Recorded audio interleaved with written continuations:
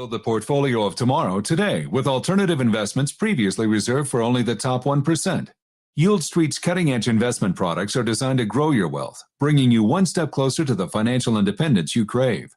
With minimums at just $500 and access to investments in art, real estate, venture capital, and more, the future of alternative investing is now with Yield Street. Visit yieldstreet.com to get started. That's yieldstreet.com.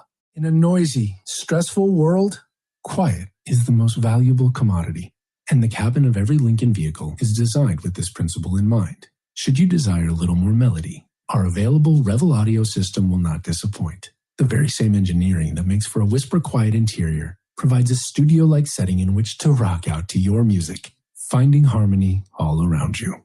That's the power of Sanctuary, and that's Lincoln. Revel and the Revel logo are trademarks of Harman International Industries, registered in the United States and other countries.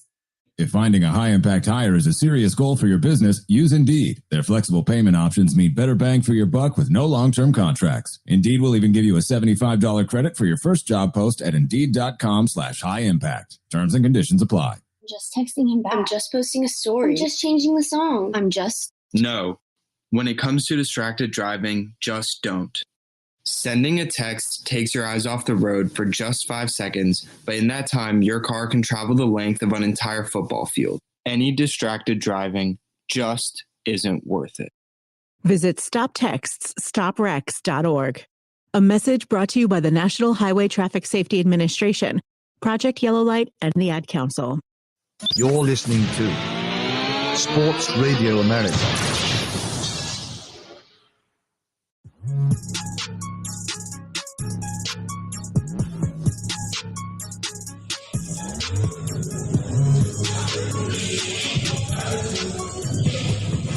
And welcome back to the J. Bryan Floyd Community Center in North Myrtle Beach, South Carolina. I'm Jim Tyree along with Memphis Spence. Semifinal action at the boys varsity level of this event. This is the showcase level. We had a massive monster game just a little bit ago between Hillcrest Prep, who was the favorite, against Legacy Early College. And Legacy Early College outscoring Hillcrest in the second half by 22 points to get a 10-point upset. They're the first team to make it to the championship game tomorrow, and then Tennessee Prep and Taze Valley playing right now to see who gets a chance to take on Legacy tomorrow in the championship game. And Taze Valley living up to the hype, 34-24, the lead by the USA Today Top 25 team here at the halftime break. And of those 34 points, again, now 24 of the 34 points have been shot and scored in the paint. This is a high percentage shooting team. They get the shots that they want, and if you're shooting, 70% from in the paint, how can you stop that?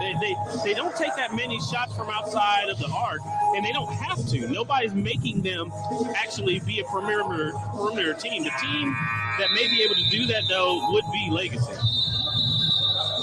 14 points for Darius Davis leading Taze Valley, 9 points for David Jones. For Tennessee Prep, they're led by the 8 of Denver Jones and 6 from Damian Baugh, the 4-star recruit, according to 247sports.com, with offers from the likes of Georgetown, Texas Christian, Texas Tech, Memphis, Auburn. There's that Memphis Tiger team again. Oh, yeah. Rearing their ugly head. We are around. 34-24 your halftime score, and we're ready to start the second half. Tennessee Prep this time will be moving from left to right as we see it from the scorer's table here. And Taze Valley will be moving right to left conversely. Shiflett, as well as Verplanken, Rambo, Herrera, and Davis on the floor for Taze Valley to start the second half. Here's Marambo, left side of the lane, low block, throws it up off the front of the rim, doesn't go. And rebounded by Gadak. Check that. Christopher Ward starting the second half for Tennessee Prep. He had the rebound and then lost it. A turnover in the front court by Mason Shiflett, or recovered, by Mason Shiflett. Shiflett has the ball left wing, now gives the ball to Verplanken for a three, too strong. Rebounded by Ward. 2 shots, 2 rebounds by Chris Ward. Here's a three in the corner, Belcher. Nope, not enough. Rebounded by Verplanken, and a foul called on a hold in the back court. And they're going to get the Tennessee Prep team on the foul. Trayson Bird called for his second. 23. We had a full house for that first semifinal. It is thinned out here for the second game. Well, it's a Friday night, too, on the beach. Here's a spin move in the lane, and Verplanken getting around the defender. Coach saying on the sideline, hey, he hooked him, but the foul called, and I believe they are going to get Jones for his first foul. Coach Rayford had a point there. Jones. There was a little hooking. I saw that. Denver Jones, and now the trigger underneath by Marambo into Herrera, left corner, trying to back his man down, and ball does. Spin move, hands off to Marambo, missed the dunk. Tries a second time, shot blocked, and they call Ward on the foul. Marambo can get up, man. Don't let anybody fool you. He has some ups. They call Bird instead of Ward, and that's Bird's third foul. 3 fouls for Bird.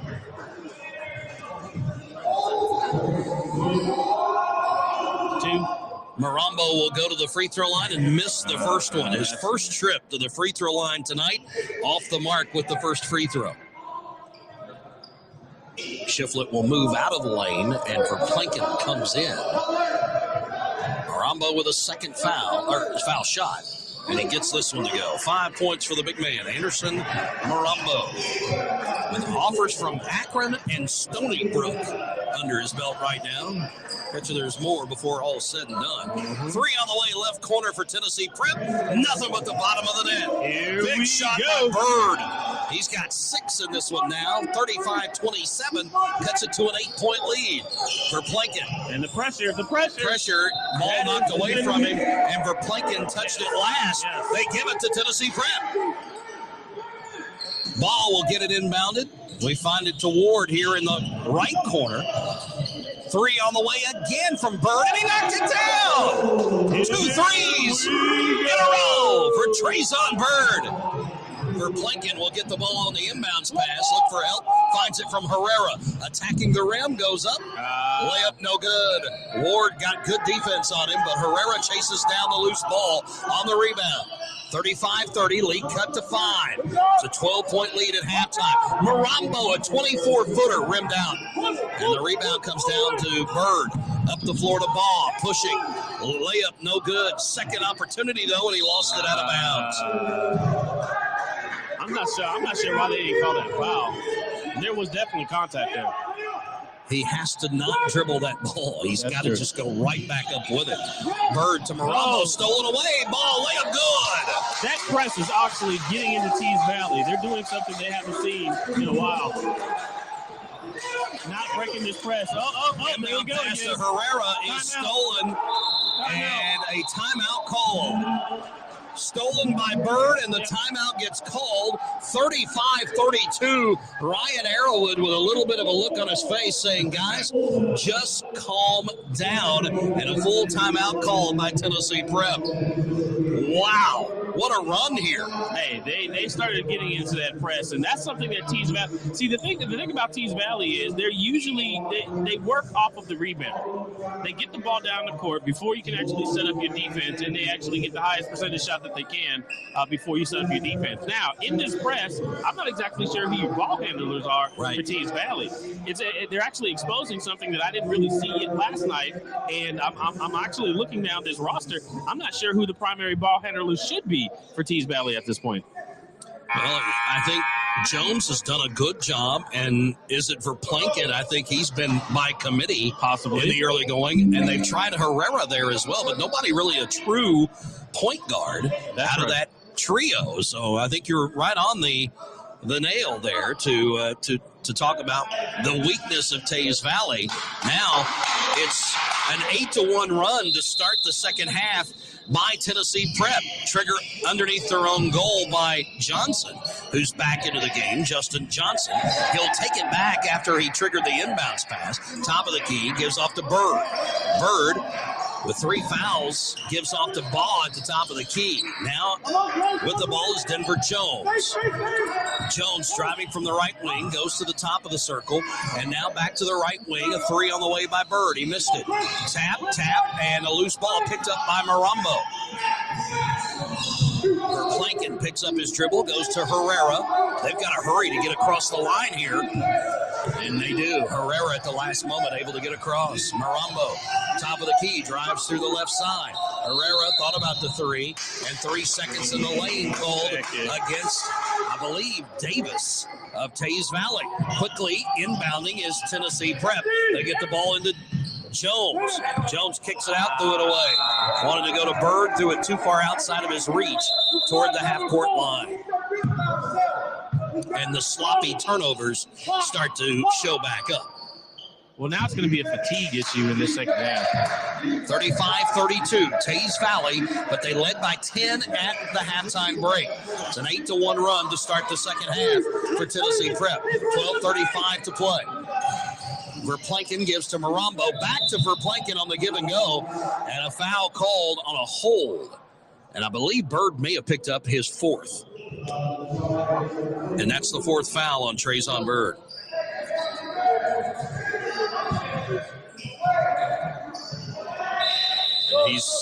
He's going to find a sub. Gadak will come in for Bird. Gadak himself has 3 fouls. And Marambo gets the inbounds pass. Going to drive into the lane. Little underneath move won't go. Tipped out, and Herrera there for the basketball. Taze Valley will keep it. Picked up his dribble, though, needs help. And he finds up top Jones. David Jones between the legs and to the left wing. Now driving into the lane. And a foul, reach in from the backside. As the drive was being made, they get Johnson, Justin Johnson, with his first foul. Inbounding will be Marambo. Ball is kicked on the inbounds pass by Ward. Christopher Ward got way up with that foot. Inbound comes to Herrera. Left corner, trying to get it to Verplanken and stolen. And Jones to the other end, and a foul, and the bucket. And 1. And it's good. And the foul is going to go against Verplanken. That's 3 on Verplanken. Shiflett will come in for him. And this could tie the game. To the free throw line, Jones. He's not been there tonight. This is Denver Jones, the 6'3 junior. And the free throw goes. It's tied up at 35. An 11-1 run to start the second half for Tennessee Prep. Here's a shot from the right side, no good by Jones of Taze Valley. Long rebound, kicked out to Ball. He's in the front court already, and a layup is good. 10 points for Damian Bond.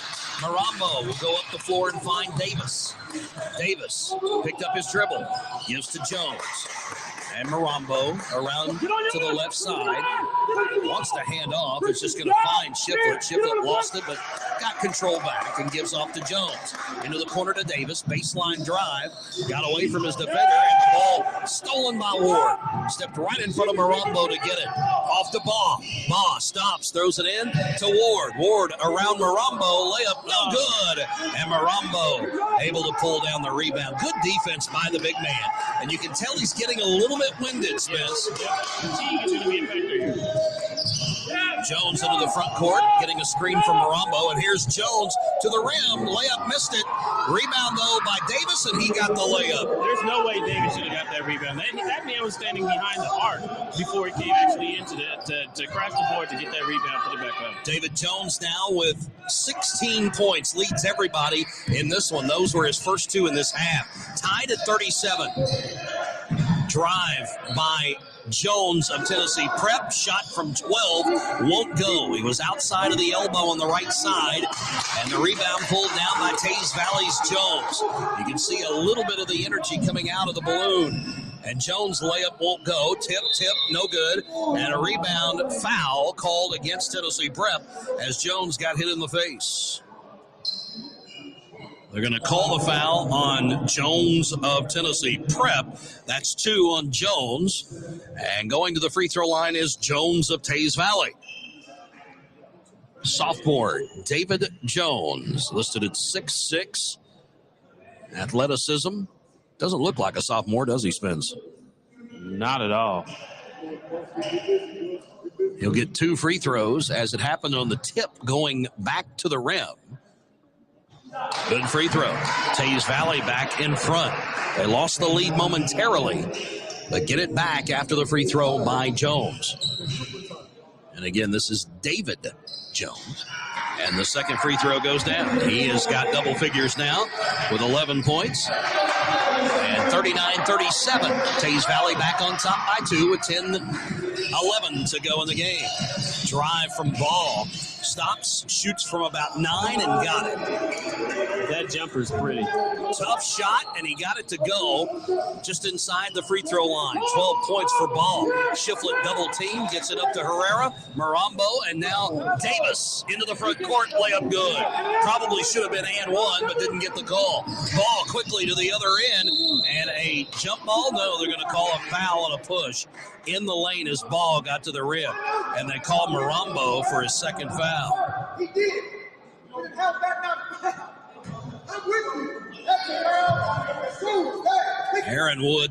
Ryan Arrowwood, the coach of Taze Valley, a little upset with the officials. 41-39, 2-point lead for Taze Valley. Ball gives it in the corner to Jones. Back to Ball. They play catch on the right side of the floor. Right in front of us here at the scorer's table. Now Ball.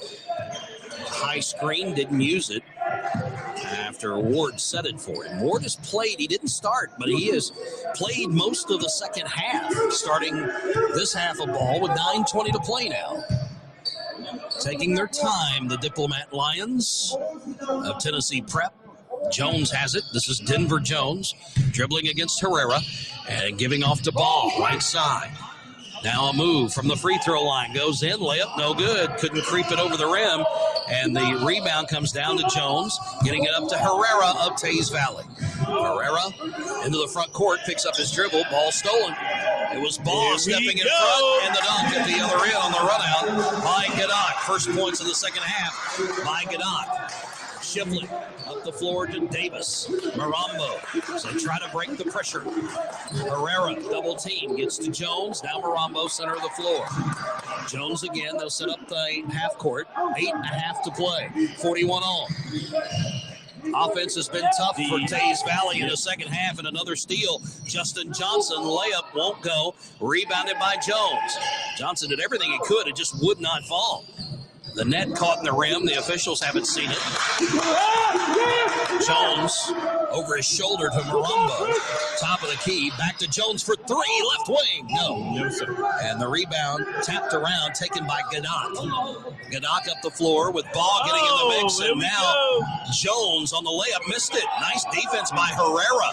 He faked the aggressive defense and then laid off. Jones on the hop step. Can't get it to go. Tapped around and taken by Ward. On the floor is Jones, but he'll get up in time as Ball taking his time to get the ball up the floor.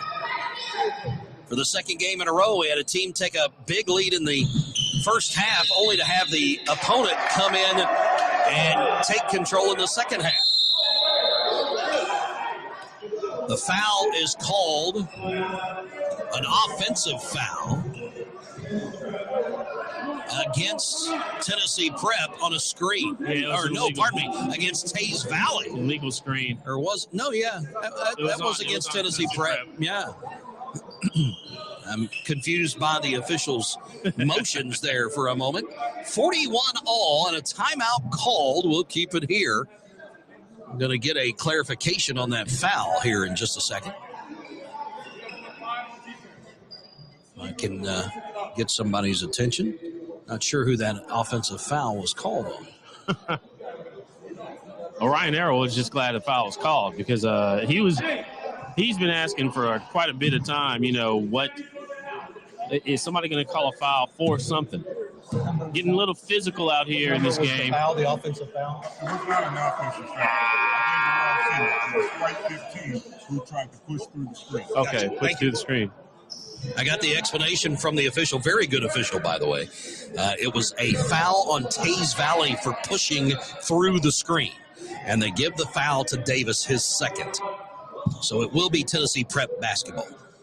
And he explained to me, he said, I gave the wrong initial signal, and that's where I was confused as well. Glad to have you with us here in North Myrtle Beach.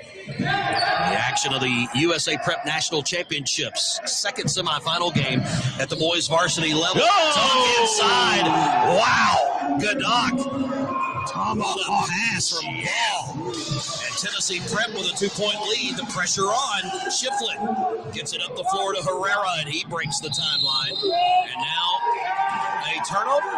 What's the call? That's what it looks like. Foul.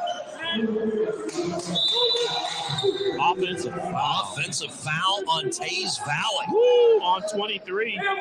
That is Herrera, his first foul. A push-off as he went up the right side of the floor. 7:10 to play, and a 2-point lead for Tennessee Prep. They have the ball. Ball goes over to Jones. Back to Ball. He's in the center circle, so way outside.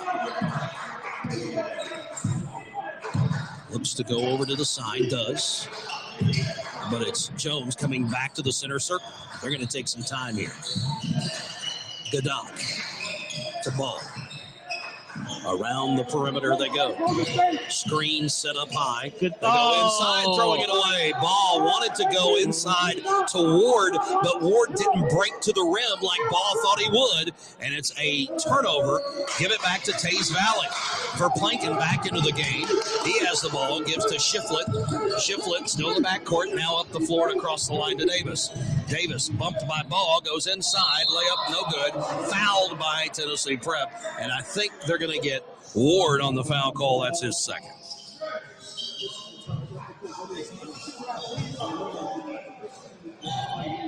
.6:26 remaining to play. 43-41. Tennessee Prep a 2-point lead.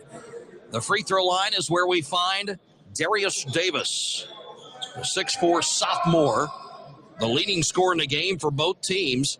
If he hits these two free throws, he can hit the 20-point mark. Getting ready to check in for Tennessee Prep is Trayson Bird.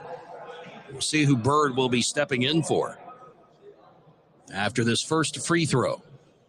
See Bird right there.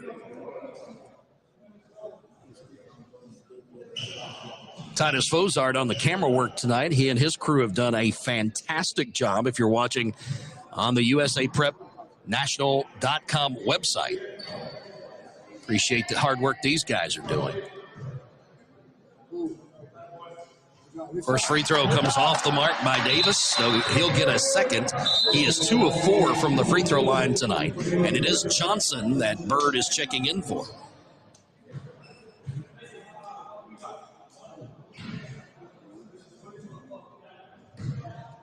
Trying to get it to a 1-point game, and Davis hits the second free throw.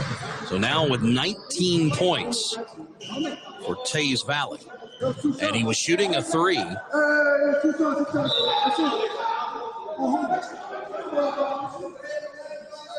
thought he was getting a third free throw.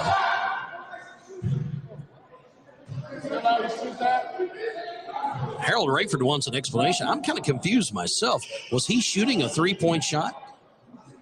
They're going to say he was.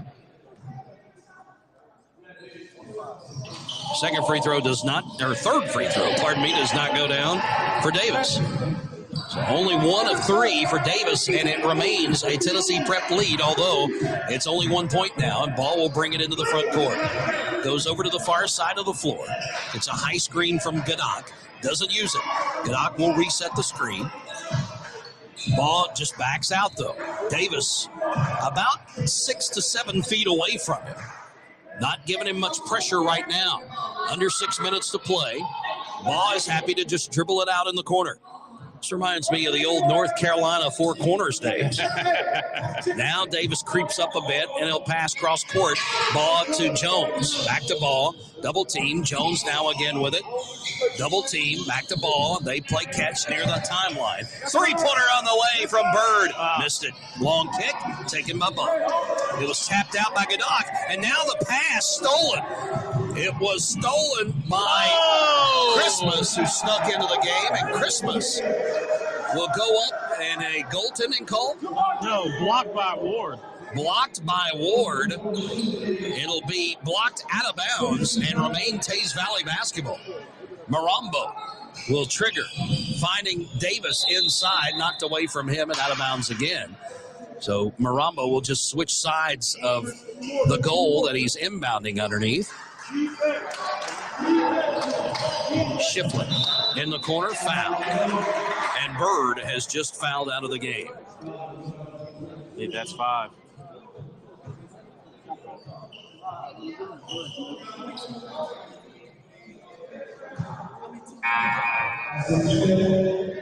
Yeah, that's 5. Foul on Bird, and it was a cheap one, too. Not one you want to go out on. And coming back into the game is Justin Johnson.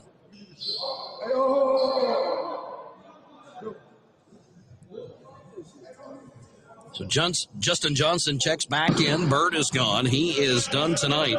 He has 9 points on the night. And he was their sharpshooter from outside, too. Marambo will re-trigger, getting it into Verplanken, who's re-entered the game. I'll get my re's right here in just a minute. With it is Christmas. Krishan Christmas inbounds entry pass to Marambo. I can't talk. And knocked away. Taking it was Gadak. Gets the ball up to Jones. Still a 1-point lead for Tennessee Prep. 5 minutes to play. Low-scoring affair. A lot of turnovers in this messy contest. Taze Valley, a huge favorite coming into this one. The USA Today top 25 team. Timeout called by Harold Rayford, the head coach of Tennessee Prep. And we'll see what he comes out of the huddle with here momentarily. 4:45 to play in the game. 43-42 is your score. A 1-point lead for Tennessee Prep. Again, Taze Valley, a monster favorite in this one coming in. But we've already seen an upset in the first semifinal, as we saw Legacy Early College take down Hillcrest Prep. Hillcrest the favorite in that one, and they were outscored in the second half by 22 to get Legacy into the championship game tomorrow. Please join us tomorrow starting at 1 o'clock for all championship game action. It's 5 championship games in a row tomorrow here on Sports Radio America. Please join us for all that action. Championship Saturday at the USA Prep National Championships. We love to have you as we call the action here. That guy over there is Memphis Spence. Appreciate what he's done for us tonight as well. You see where we are set up right next to the scorers table, as this will be our vantage point tomorrow for all the action on Championship Saturday. Officials conferring about some of the things that have gone on here in the last few moments of this contest. But there's no denying who the big performer on the floor is in this one. Taze Valley has had 19 points from Darius Davis. He is leading all scorers in this one. The leading scorer for Tennessee Prep, 12 points for Damian Baugh, just what you would expect from the Tennessee Prep team.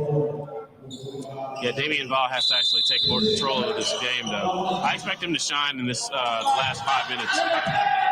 Baugh up across the timeline, double teamed. Shiflett, Davis, but they lay off, and he'll get the ball to Ward. Stolen. And it was knocked out of the hands of Baugh. He has an argument, and I think Shiflett may have touched that. I think you're right.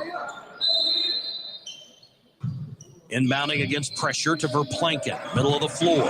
Trying to get help, finds it from Marambo. Marambo to Shiflett to cross the timeline. Verplanken drives in, kicks it into the corner to Jones. And now Marambo for 3, top of the key, off the mark. Loose ball picked up by Jones of Tennessee Prep. Last touch by Verplanken as it went out of bounds. It'll be Tennessee Prep basketball. Substitution coming in is Jones. I thought it was Jones earlier, but it was actually Christmas that was in the corner. So Jones, Christmas, Davis, Shiflett, and Marambo on the floor for Taze Valley. And for Tennessee Prep, they'll go with Johnson, Gadock, Ward, Jones, and Ball. Ball touched last by Tennessee Prep, goes out of bounds. Another turnover.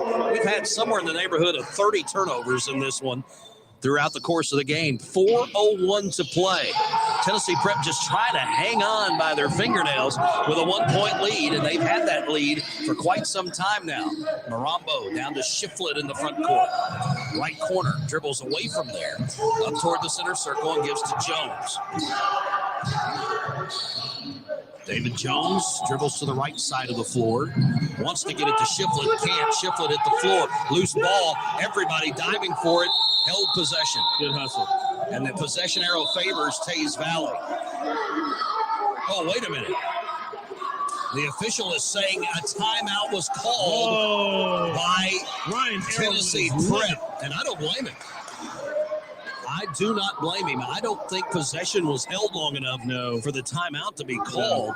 And I think that Arrowwood has an argument here. He said he called a timeout as well, and he didn't get the timeout. Both people had possession, and he called a timeout. Both of them called a timeout, but somehow it was granted to Tennessee Prep instead of Taze Valley. Belcher is going to check back in for Tennessee Prep. You see the huddle, and they're going to say no timeout.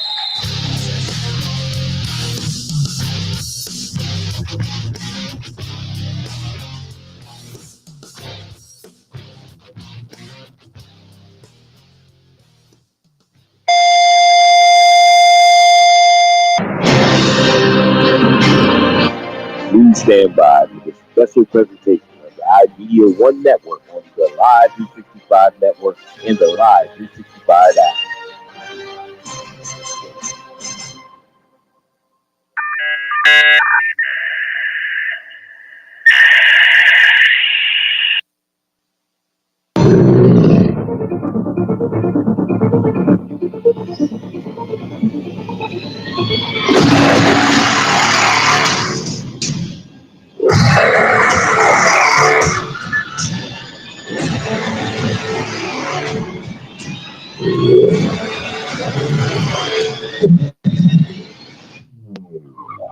Western Reserve Radio and AM 600 WRQX, the Patriot, are proud to bring you Springfield Tigers football in the Sandrock Concrete High School Football Game of the Week.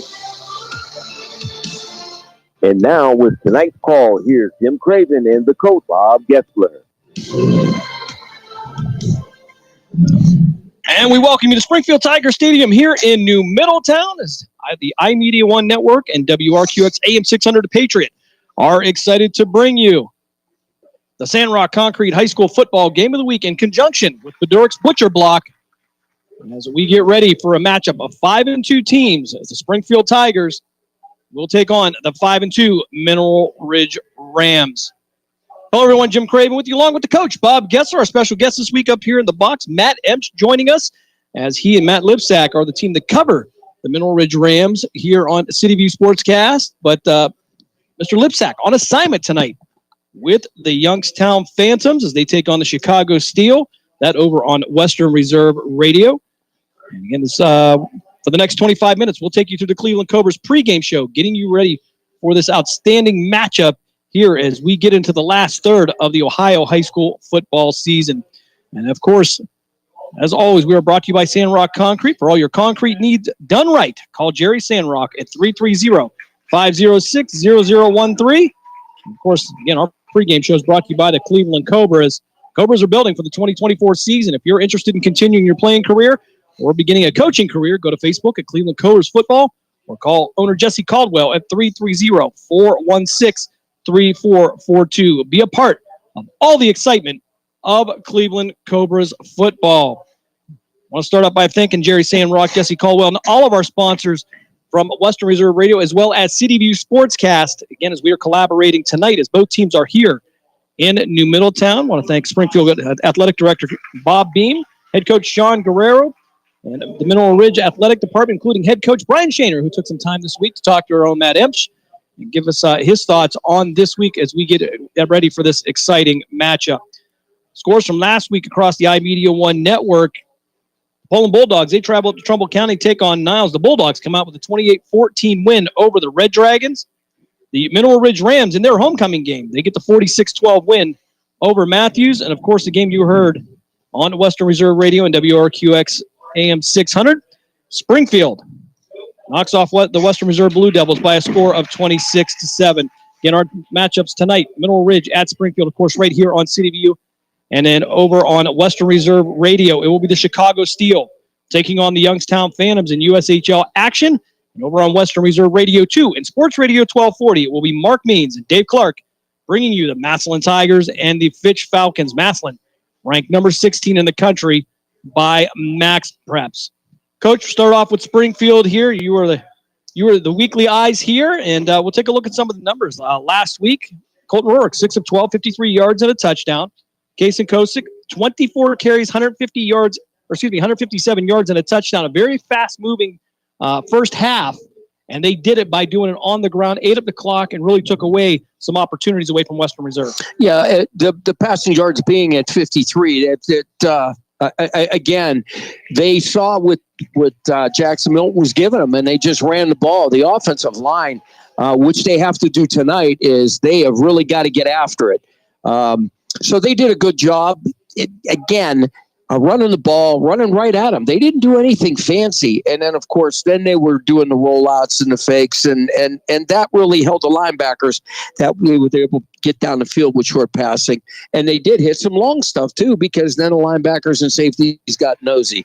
So tonight it's going to be a very interesting football game. Yeah, questionable tonight will be Dante Gentile. Last week, 8 carries for 42 yards. Had 2 short yardage touchdowns. He's becoming the big bruising back for Springfield. Again, left with injury. We'll see what his situation is for tonight, actually here on senior night in Springfield as they're having their ceremony now. Offensively, Sean Guerrero last week, 2 receptions for 19 yards, had a really nice touchdown catch in the end zone there, went up for it, and he's a player that has really come a long way, and he's become a nice complement to Dylan Shealy. Yeah, he's done a great job. I'll tell you what, on that, as you mentioned about the pass, I mean, he went up and snared that ball, and that was a great, great reception. And Rourke threw it exactly where he needed to throw it, and he was able to haul it down. Again, as I spoke last time, he missed a few home runs that were there, but he's getting better, and he settles in, and he's okay. I think at the beginning of the game, he gets a little rattled, but he'll get it there. We're going to step aside for our first time out. When we come back, we will have the Malutic Live's Coaches Corner. Malutic Live, your home for high school sports. Follow them on social media at Malutic_Live. And we'll start off with head coach Brian Shaner. Then we'll hear from head coach Sean Guerrero, who had an opportunity to speak with our own Mark Meads. Matt Epsch actually talking to Coach Shaner here. So a collaboration of everything here, Matt, as we get ready. And we're going to talk about the Mineral Ridge Rams when we come back from after the break. Looking forward to it.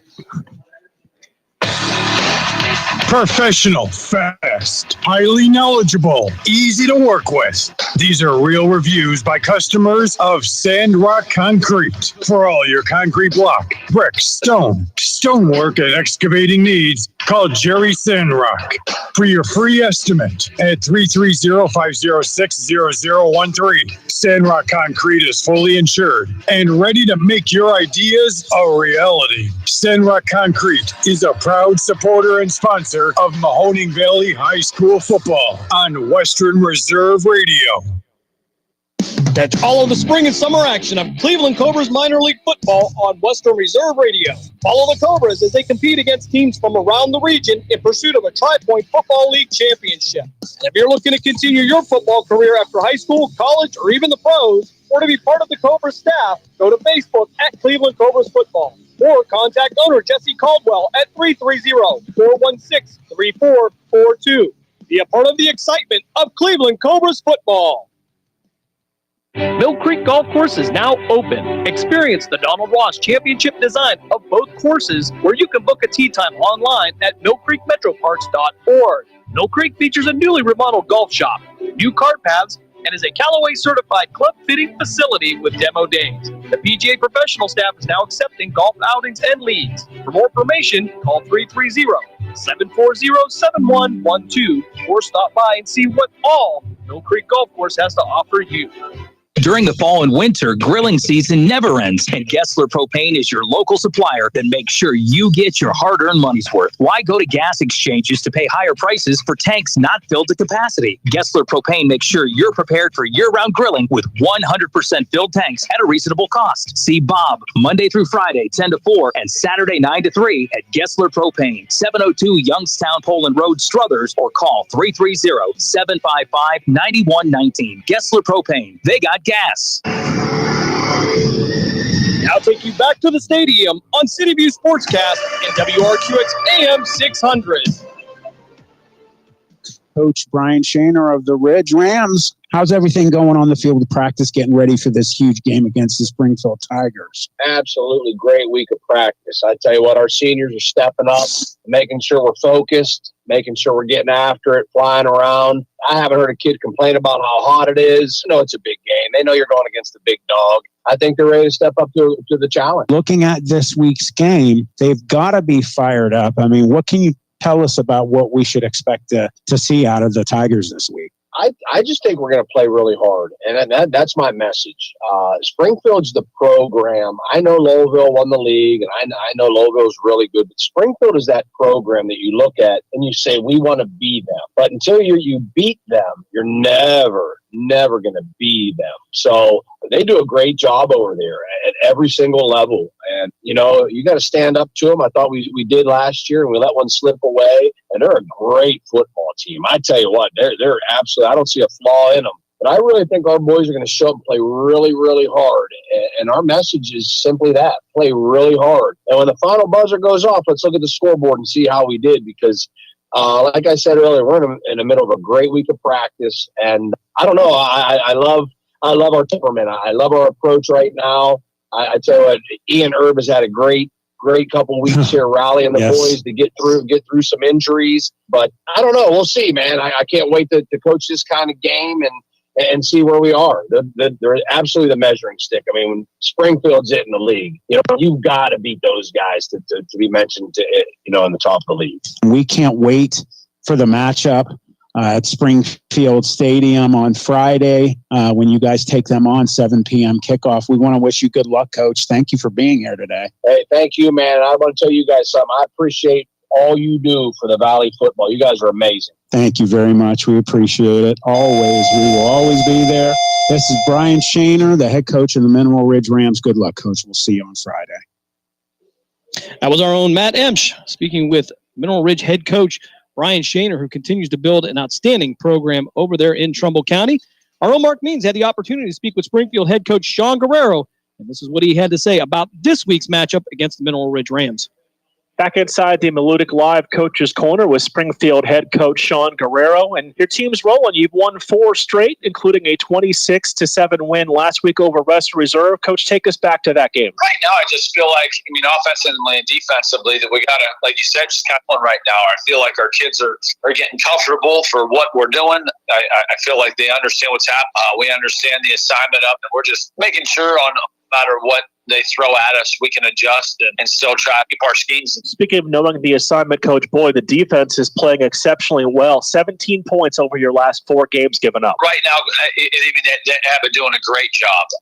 Throughout the games, even our kids, our defense is getting really good at running the football. They understand assignments. Our secondary has done a good job at looking, you know what I mean, big plays. And our front right now, I think, is playing extremely well. Those guys, and if they can eat up some of those double teams, it really does help our linebackers run to the football. You look at Mineral Ridge this week, and that's a team with a lot of talent, especially on the offensive side of the football. They've been known to have some really big plays throughout the season this year. How do you control those? Well, you kind of want to make them one-dimensional if you end up can. You know what I mean? With the Erb kid back there, and they use him everywhere, whether he's at wide out, whether he's a quarterback, whether he's at running back. He does a really good job, of getting him the ball in different situations.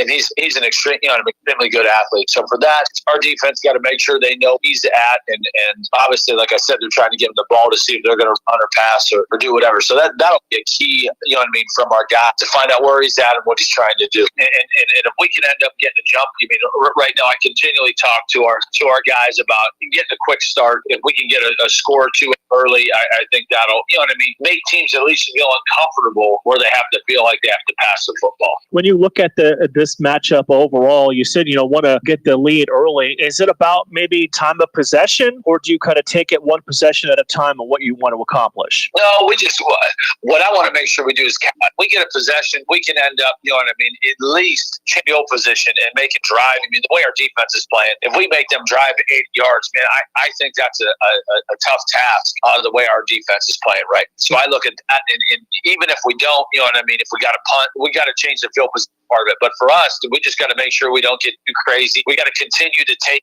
defense they're going to give us. With that, if you're going to stop our run game, you got to put 7 or 8 us against us. That's how I feel, because we got a couple good tight ends with Jake O'Donnell, Jake Lample.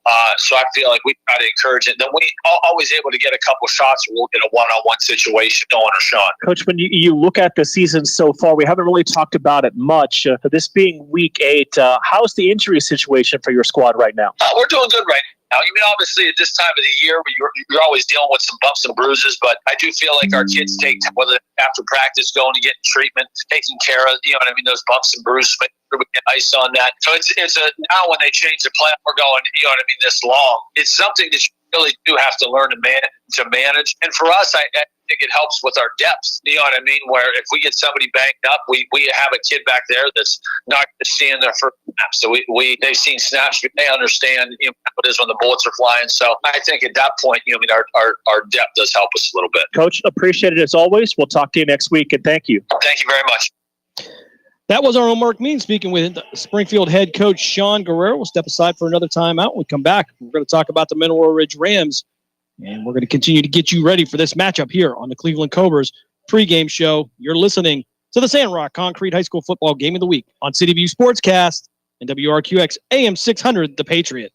If you are seeking a skilled photographer in Northeast Ohio with experience in capturing documentary-style photographs for various occasions such as family events, weddings, graduations, sporting events, and other special occasions, look no further than Colleen Moore Photography. Accessible via ColleenMoorePhotography.com, or she can be reached at 330-314-7547. Colleen sends her best wishes to the Mineral Ridge Rams for a fantastic season. Go Rams! SNK, painting your house today. SNK, painting your house. SNK Painting provides exceptional painting and refinishing services to the Mahoning Valley and surrounding communities by being an industry leader in our field, focusing on customer service and delivering extraordinary results. We offer interior and exterior painting, and we specialize in cabinet refinishing with affordable cabinet solutions. Call SNK Painting for your free estimate at 330-505-1910. SNK, painting your house today. Experience nature's bounty with Creation's Backyard. Elevate your health with the most nutrient-dense foods on earth. From farm to table, sustainably cultivated with care. Grown locally in Niles, Ohio with no chemicals or synthetics ever. Unlock your culinary creativity with Creation Backyard Microgreens. Convenient local delivery and pickup options available. Order now at creationsbackyard.com or call 330-282-7208. Action Physical Therapy is a locally owned outpatient physical therapy company serving the Mahoning Valley for over 20 years. With 5 convenient locations in Hubbard, Cortland, Kinsman, Salem, and Mineral Ridge. Action Physical Therapy can handle all of your physical therapy needs. Action Physical Therapy will create a unique plan made specifically for you. Call us at 1-8333-BEST-PT to schedule your evaluation today. Check us out at myactionpt.com. Get back in action with Action Physical Therapy, and as always, go Rams. From high school to the pros and everything in between, you're listening to City View Sportscast, part of the iMedia One network. Now take you back to the stadium on City View Sportscast and WRQX AM 600. Back here at Springfield Tigers Stadium as we take you through the Cleveland Cobras pregame show. Just about 6 minutes before kickoff here, and we take a look at the Mineral Ridge Rams. Adams joining us here tonight in our three-man team. We've been looking forward to this. Rams come in at 5-2. Their 2 losses come to Jackson Milton, that on a last-second field goal, and a loss to Lowville on the road. They'll finish up at Western Reserve and McDonald. But offensively, 24 points a game. Defensively, giving up 16. They're averaging nearly 300 yards of offense. But you look at the numbers, and you can see that they have big play capability, but they also have the ability to play a clock-controlled offense. They really do. You have players like Ian Erb, who is Mr. Everything. You know, he can play quarterback, he can play tailback, he can play wide receiver, defensive back, and he's a big boy. He's like 6'1", 235 pounds. He's definitely one of, if not the fastest player on the team. He's put up just, video game numbers the last 8 weeks, and he has just done a great job.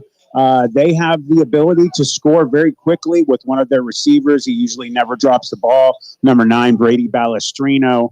They're going to have their quarterback back in, number 7, Owen Shingledecker. You mentioned the Jackson Milton loss. They barely lost that game with seconds on the clock. Owen Shingledecker, their starting quarterback, got hurt with less than I think it was like a minute 20 into the game, and they barely lost. So when they have a full contingent of players, they play very well.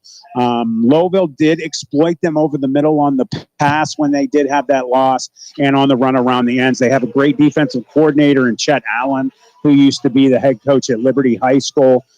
He does a really good job with the defense, so I would expect and hope that they've addressed that. You have to have the players too to do it. So if you're lacking, and they have a ton of young guys, they're very low on numbers of seniors.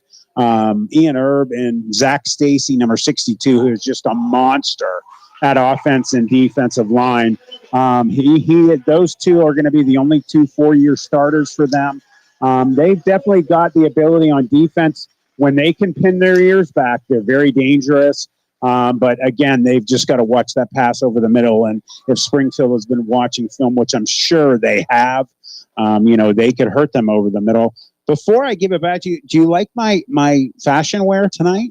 You've gone a little off the script here. Went to some gray instead of the black. I did. Well, you know what? Even though we're here as a crew together, this is an away game for me. You guys follow the Tigers. I follow the Rams. So I'm in my away uniform, and I'm still a Ram tonight. My little girl is a freshman. Right. So watch it over there, buddy. We got you. Let's take a look at Ian Erb last week. 5 of 9 for 47 yards and a touchdown. Didn't have to throw a whole lot, but added 9 carries and 66 yards and a touchdown. So, again, he's been Mr. Everything for this offense. You talk about Brian Shaner with these young players. They're having success at this point. You're looking at sustained success now in this program coming up in years to come. Yeah, and you know what? I had the ability last year to watch the 7th, 8th grade team who went undefeated. Those kids are now freshmen, and they were undefeated. These young kids that are coming up, as you just mentioned, a lot of them are getting playing time. They've had 3 different games where they had a running clock. You get to put your young guys in. You get experience that you need. God forbid somebody gets hurt in the playoffs or at the end of the regular season. You have somebody who can be man up, who has gotten playing time and has not, got those huge eyeballs that are popping out because he just got in the game. Yeah, certainly that gives you a comfort level as the Springfield Marching Band comes out for the alma mater. We'll get ready, bring you the national anthem here in a moment. Again, just a few minutes away from kickoff here on the Cleveland Cobras pregame show. We'll get you ready for the Sandrock Concrete High School football game of the week in conjunction with the Durance Butcher Block. Of course, I want to thank Austin Maludik for his sponsorship of the Maludik's Live Coaches Corner. Your home for high school sports. Follow him on social media, Maludik_live. And also, we want to thank the Cleveland Cobras for their support. Cobras are building for the 2024 season. If you're interested in continuing your playing career or begin a coaching career, go to Facebook at Cleveland Cobras Football.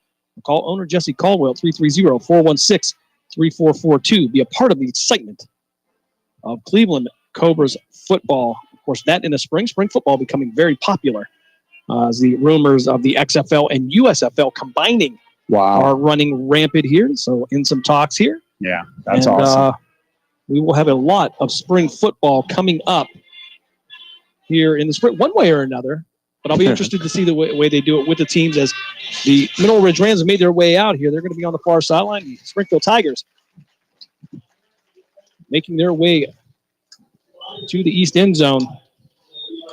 as we stand by for our nation's national anthem.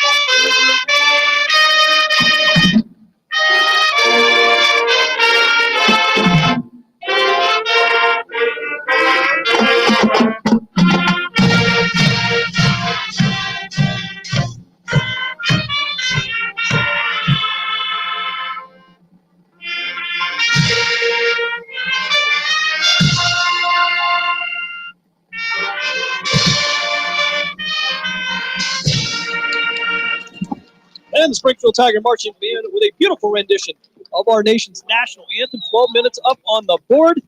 We're going to step aside for station identification. You're listening to WRQX AM 600, a Cumulus media station. WRQX, Salem, Youngstown, Warren. We are AM 600, The Patriot, a Cumulus media station.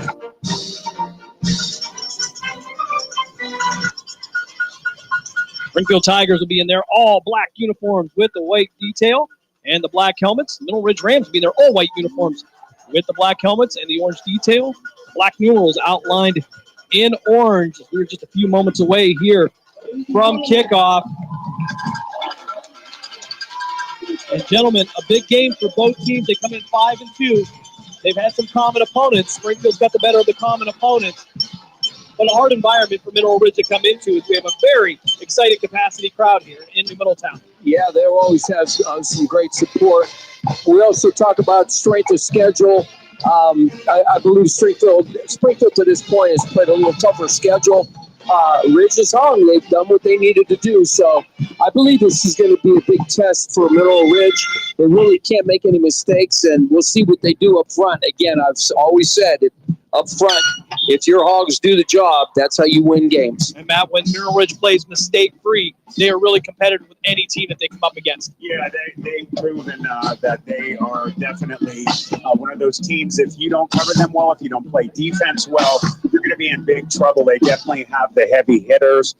Coach, you definitely touched on what I said. This was going to be one in the trenches tonight. It's a me against the world mentality over there across on the away side for the Rams. Most teams are picking the Tigers to beat them. Trust me, that makes it on the team's corkboards. Yep, absolutely. Certainly, you don't want to build any bulletin board material in this league. I'll tell you that much. We've seen what happens. Take a look at our officiating crew tonight, and an experienced crew it is. Starting with the back judge, it'll be Joe Anthony. The headlines going to be Ed Sapegi. The line judge will be Pat Whitaker. The umpire, Don Sabo. And referee will be longtime veteran Len Holman as we get ready for the kickoff here. And again, Springfield will receive. Coach, how did I believe they deferred. Yeah, actually, Middle Ridge won the toss, and they deferred, so they wanted to go on defense. I kind of question that a little bit, but that's okay. They have confidence in their defense, so they'll test the waters right out of the box. So we'll see. This is going to be real interesting on the first series. Whoever starts out fast is going to win this game. Porter getting ready to kick us off here with the Repair That Glass kickoff. And we are underway here as this ball is going to stay on the ground. Picked up. It's going to go over the player at the 30, picked up at the 18-yard line. That's going to be Noah Trogio getting past the 25 and dragging a couple Middle Ridge defenders down to the 30-yard line. Springfield will start 1st and 10 at their own 30.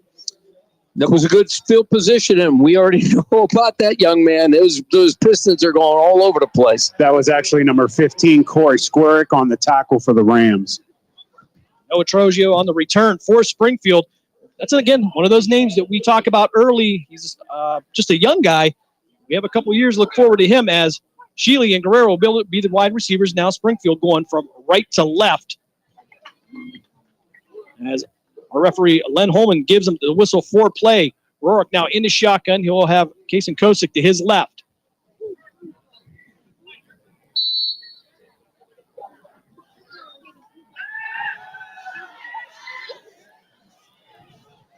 Out to the far side, going to fire into the sideline, and nowhere for Rorick to go, as nobody was open, and that was a very smart play, Coach. Yeah, absolutely. There was nobody there, and if he would have tried to tuck and run, he wouldn't have got very far, but I was waiting for the receivers to come back, and they didn't. That was very good play by his part. That was actually because he was also being chased closely by Ian Erb and Zach Stacy. They are right on his tail. So 2nd and 10 now for Springfield at the 30-yard line. Springfield now in the I formation. Kosick will be the tailback. O'Donnell now will flip from the right side to the left tight end. They'll hand up to Kosick. Kosick going to fight through the line, past the 30, and down near the 39-yard line. It'll bring up a 3rd and 4 for Springfield. Nice little run. Just hit off tackle, went that eye, led with the fullback, so that was a good job. Second time in a row, number 15, Corey Squirrick, gets in there and makes another tackle. He's already having a good night on D. Kuboff now going to step out as Sean Guerrero will step back on the field here, 3rd and 6 for Springfield at the 34-yard line. 11-17 if you're just joining us here on the Sandrock Concrete High School football game of the week. Guerrero and Shealy, the receivers to the far side now. Rorick now rolling out to his right, firing it to the sideline. It's going to be caught by Shealy. And did he stay in? And he did, but it's going to be short of the first down. It's going to bring up 4th and 1 now for Springfield. Yeah, so what are they going to do? Are we going to punt? I think Coach Guerrero is going to go for it. You got some real big hogs down there. You have Chase Moore, number 58. You have senior captain Zach Stacy, who has just had an incredible year. When those guys get down low, when they can plug in and be in their right positions and they do a great job in their gaps, they can stop a lot of plays. Wyatt Kuboff bringing the play in from the sideline for Springfield. They're going to go for it on 4th and 1. As Rorick now will go under center. Kuboff going motion left to right. Now hand it off the right side. It's going to be Kosick with the first down. He'll fight his way past the 45 and down to the 48-yard line. First down for Springfield. Guys, let's take a look at the starting lineup for Springfield. On that front line, it'll be Tyler Young, Tom Shealy, Zach Weichart, Lucas Totillo, and Connor Sugar. The tight end will be Jake O'Donnell. The wide receivers, Dylan Shealy and Sean Guerrero. The fullback, Wyatt Kuboff. The running back, Kason Kosick. And the quarterback will be the 6'3", 200-pound senior Colton Rorick.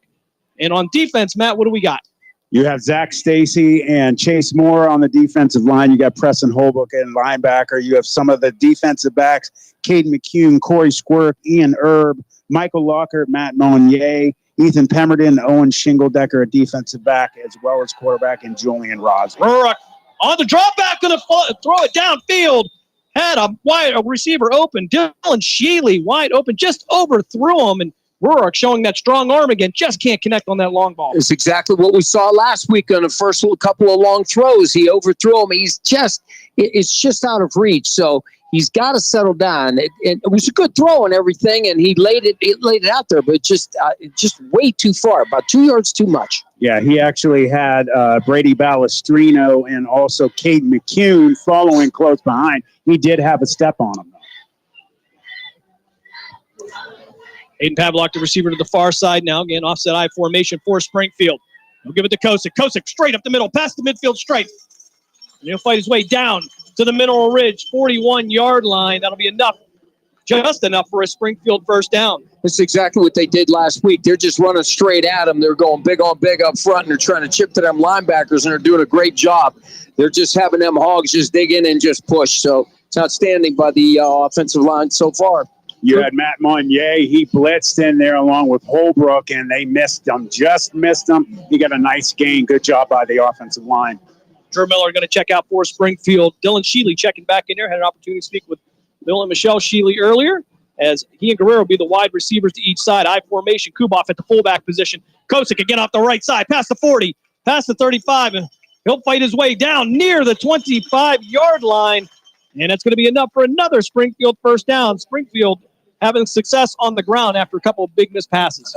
Again, run right at them. It doesn't look like they're doing anything fancy up front. They're just running right at them. And, of course, the backs, we know how they hit the holes. They're quick on it. And so they're just chunking away with yards. Yeah, they just hit the outside of that line where I told you guys pre-game that they were a little weak on the edges. They had a nice gain there. If not for Chase Moore making that tackle, he would have got a lot more. 1st and 10 now at the Mineral Ridge 26-yard line, 9-11 left here first quarter. I formation, work under center. Again, Kosick off the left side, going to slip a little, but he's going to be able to regather himself, make it past the 25, and get down to the 22-yard line. That'll be a pickup of 4. It'll be 3rd and 6 now for Springfield. Excuse me, 2nd and 6. That was a good job. I think if he would have dipped a little bit quicker, because I think he hesitated, then dipped. If he would have hit it a little bit more inside, I think he would have got a little bit more yardage, but I'll take a 4-yard carry on 1st down all the time. I'm sorry. 2 plays in a row. I was just going to say Chase Moore, sophomore defensive tackle, big boy, great lateral movement down the line of scrimmage. They made that tackle from the backside. Offset I formation again. Rourke in the shotgun. He'll send Shealy in motion from right to left. He'll give it to Shealy on the jet motion. He'll cut up past the 20, 15, and be brought down near the 12-yard line. Another pickup of 9 for Springfield, and they continue to chip away on this first drive. I tell you what, when he got outside, he would just hesitate, waited for his block. They sealed inside, then he got in between that, and then he waited for his block downfield and was able to cut and get a few more yards. That's a great offensive play. I agree that the left side of that offensive line for the Tigers opened up a huge hole. If not for Ethan Pemberton, he would have scored. Davin McKinney now in at fullback in the I formation. Rourke under center, 1 receiver to each side. It'll be Miller and Pavlock. Hand off to Kosick. Kosick fighting his way past the 5-yard line, brought down near the 3. It's going to be 2nd and goal now. Oh, excuse me. They can still get a first down at the 1-yard line, so we're going to call this 2nd and 3 for Springfield. So a lot to work with for them with 7:48 left here first quarter. Well, what I'm seeing, what's happening up front, the Rams, they're getting penetration, but they're overrunning it. They're getting too deep, and all they're doing is hitting it up underneath it. So they're just letting it slide. Coach, you thought the exact thing. You took it right out of my mouth. If not for number 62, Zach Zacey, that would have been a touchdown. I formation again. Hand off to Kosick to the left side into the end zone for Springfield. It's going to be a 4-yard touchdown. Tigers take a 6-0 lead with 7:23 left here in this first quarter. Again, just ran right off tackle, run right at him. I don't believe they're doing anything fancy up there. But Mineral Ridge is going to watch their blitzing, because now what they're doing is they're picking a side, and then they're getting burned on that blitz side. So it's a chess game going on. I agree. They're running beautifully either side of the line of scrimmage off tackle. They're controlling everything, and they are over pursuing. That's been a problem already tonight. Kosick again for the extra point. Sean Guerrero will hold. Jake O'Donnell will be the snapper. 7:23 left here first quarter on this collaboration between the Sandrock and Madurix Butcher Block High School Football Game of the Week. Snap is back. Kick is up. And it is good. So it's 7:23 left here in the first quarter. Springfield on their first drive goes 70 yards for the touchdown. They take a 7-0 lead. We'll step aside for a quick timeout. You're listening to the Sandrock Concrete High School Football Game of the Week here on CWB Sportscast, WRQX AM 600, The Patriot. Shining Stars Dance and Baton in Niles, Ohio is home to state, regional, national, and international world champions. They offer a wide variety of classes for ages 2.5 and up for boys and girls. Celebrating over 31 years in business, the excellent staff of instructors will help take your baton twirling skills to the next level. Shining Stars would like to wish all the cheerleaders, dance line, band, feature twirler Amira, and players a successful season. Go Rams! Now take you back to the stadium on CityView Sportscast and WRQX AM 600. Back here at Springfield Tigers Stadium, this first quarter brought to you by the USHL Clark Cup champions, the Youngstown Phantoms. The road to the NHL runs through Youngstown. Great season group and individual game tickets are now on sale for the 2023-24 season. Call 330-747-PUCK, 747-7825, or go to youngstownphantoms.com. Case and Kosick lining it up here for the Repair That Glass kickoff. Accidents happen. That's why you need Repair That Glass, offering a full range of automotive glass repairs. For an appointment, call 330-534-3192. 7:23 left here, first quarter. Springfield with a 70-yard drive. They get into the end zone on a 4-yard touchdown run by Case and Kosick. And they take a 7-0 lead. And Matt's not often that Mineral Ridge has played from behind. It isn't, and they're used to a lot of, as I told you guys before the game, they've had 3 games where they've had a running clock this season. They're definitely not used to it. One of the only games was the Louisville game, and when they lost their quarterback in that Jackson Milton, which they only lost by a couple seconds at the end of the game. Ball going to hit right around the 12-yard line, be brought out to the 15, out to the 20, and Herb's going to be brought down near the 21-yard line. And for the first time, Mineral Ridge will have the ball tonight. And, again, this is a ball control offense, but they also have the capability of the big play. Yeah, they do. They do both of them very well when they're on. Obviously, the talent level that you're playing on the field can change that. But every game that they've won this season, they've played explosively. They've also shown that they can take it 98 yards on a long sustained drive, milk the clock, and then score. So 1st and 10 now. They'll officially mark the ball at the 23-yard line. As Mineral Ridge now will go 2 receivers to the near side, 2 to the far side. They'll stack on the far side. 1st and 10. Owen Shingledecker, the junior quarterback, in the shotgun. 3-step drop, stepping up, going to fire over the middle, looking for Herb. And that ball is going to be caught at the 46-yard line in double coverage. Ball was tipped. Ian Herb was able to concentrate on it and caught it. The defensive backs were right there. That was just a good throw, and receiver pulled it down. This is nothing new for Ian Herb. He's a hard guy to get a hold of on D, 6'1". Shingledecker now flat-footed, going to throw out to the far side in the backfield. Brought down on the loss for Mineral Ridge, and I believe that was going to be Brady Balestrino on the reception. Brady Balestrino is actually one of the best receivers I've seen all season long. He's usually Mr. Catch Everything. That was a great job. I didn't get a number. I think that was Joey Senaflani on the tackle. Shotgun formation again. Shingledecker with the quick hand off the left side. That'll be Herb breaking it out to the left side. And he'll be brought down just short of the 50-yard line. And I didn't catch a number on there, but I believe that was going to be maybe Kason Kosick on the tackle. You're right, Jim. That's exactly who it was. Kason Kosick was right there. Held him for a small gain. So here we go. 3rd and long. See what happens. I'll tell you what, Zach Stacy came across and pulled, and he blasted number 52, Thomas Shealy, about 5 yards. Shingledecker now in the shotgun. 3 receivers to the near side. 3-step drop under pressure. Going to escape it. Get past the 50-yard line into Springfield territory. And brought down at the 43-yard line. Going to be just short of a first down. Great pressure by Springfield, but Shingledecker finding a way to escape. I'm sorry, Coach. Go ahead. No, you're up. Go ahead. Shingledecker has done it all season long when he's been healthy. He has great footwork. He did a good job getting through there in the hole that his offensive line made. Jake O'Donnell was right there, so here we go. 4th and 2. Herb now to the right of Shingledecker. 1 receivers to the near side. They'll have a fullback movement up front. That's going to be a 5-yard penalty against Springfield. That's going to be an automatic first down for Mineral Ridge. Mineral Ridge being the more disciplined one on that play. I'm going to tell you what the Rams have done phenomenally all season long is they have got every team they've played to jump. They have a great job at that cadence, either Ian Herb or Shingledecker. 2 receivers again to the near side. Shingledecker in a shotgun. Herb to his left. Shingledecker with the handoff to Herb. Herb will fight forward. He'll pick up 3 or 4 yards on the play to bring up 2nd down for Mineral Ridge. Yeah, Lucas Datillo was on that play. He did a nice job on that. Sean Guerrero stuck his nose in there and was able to get to help him down. That heavy side of that Rams offensive line with Zach Stacy and Chase Moore, they just blew that side open. So Balestrino and Pemberton will be the twin receivers to the near side. Shingledecker in the shotgun. Herb next to him.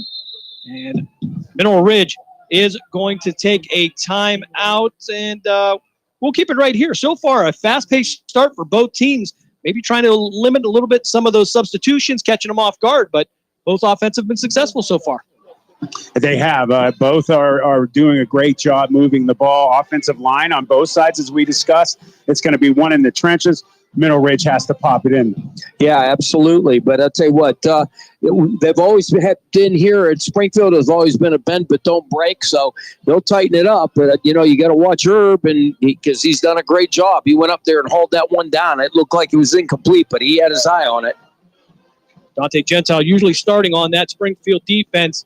He does not appear to be active. Next to Casey Kosick looking like he's filling in for him. Now twin receivers to the near side. Shingledecker in a shotgun. 2nd and 6 now from the Springfield 35-yard line. Shingledecker going to take it himself up the middle, past the 30, down to the 28-yard line. It'll be close to a first down. Depends on where the officials are going to mark it. Coach always talks about right foot, left foot. We'll see where it goes. It looks like it's a left. It looks like it's a right foot.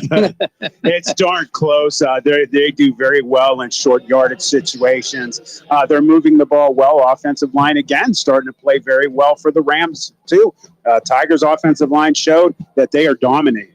3rd and inches as Pemberton and Lockhart will be the receivers to the near side. Shingledecker in a shotgun. Herb in the backfield with him. Twin receivers to the far side.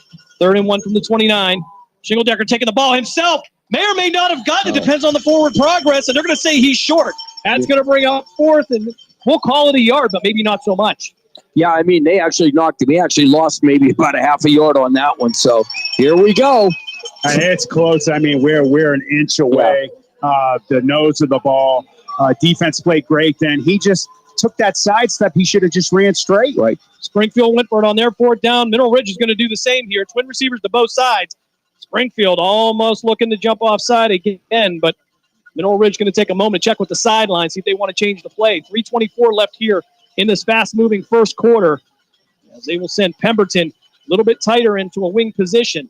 So one receiver to the near side, Lockhart, and the play clock is going to run down to 0. We'll see if they got the timeout, and no, they did not. So it will now be 4th and 6 for Mineral Ridge, and you wonder if they really meant to even go for it. Maybe they were just trying to draw them off. Well, I think there was some communications with the sidelines because they kept looking at the coaches and he kept signaling in, and I think that's on the coach because we have the play clocks on either end that are huge. Yeah, I was staring at the play clock. I was very disappointed in that. Snap is back. Punt formation. This is going to be a short kick. No returner back for Springfield as this ball will go to the corner of the end zone, and the officials will say it's going to be a touchback. 3:04 left here, first quarter. Springfield will have their second series here, 1st and 10 at their own 20-yard line.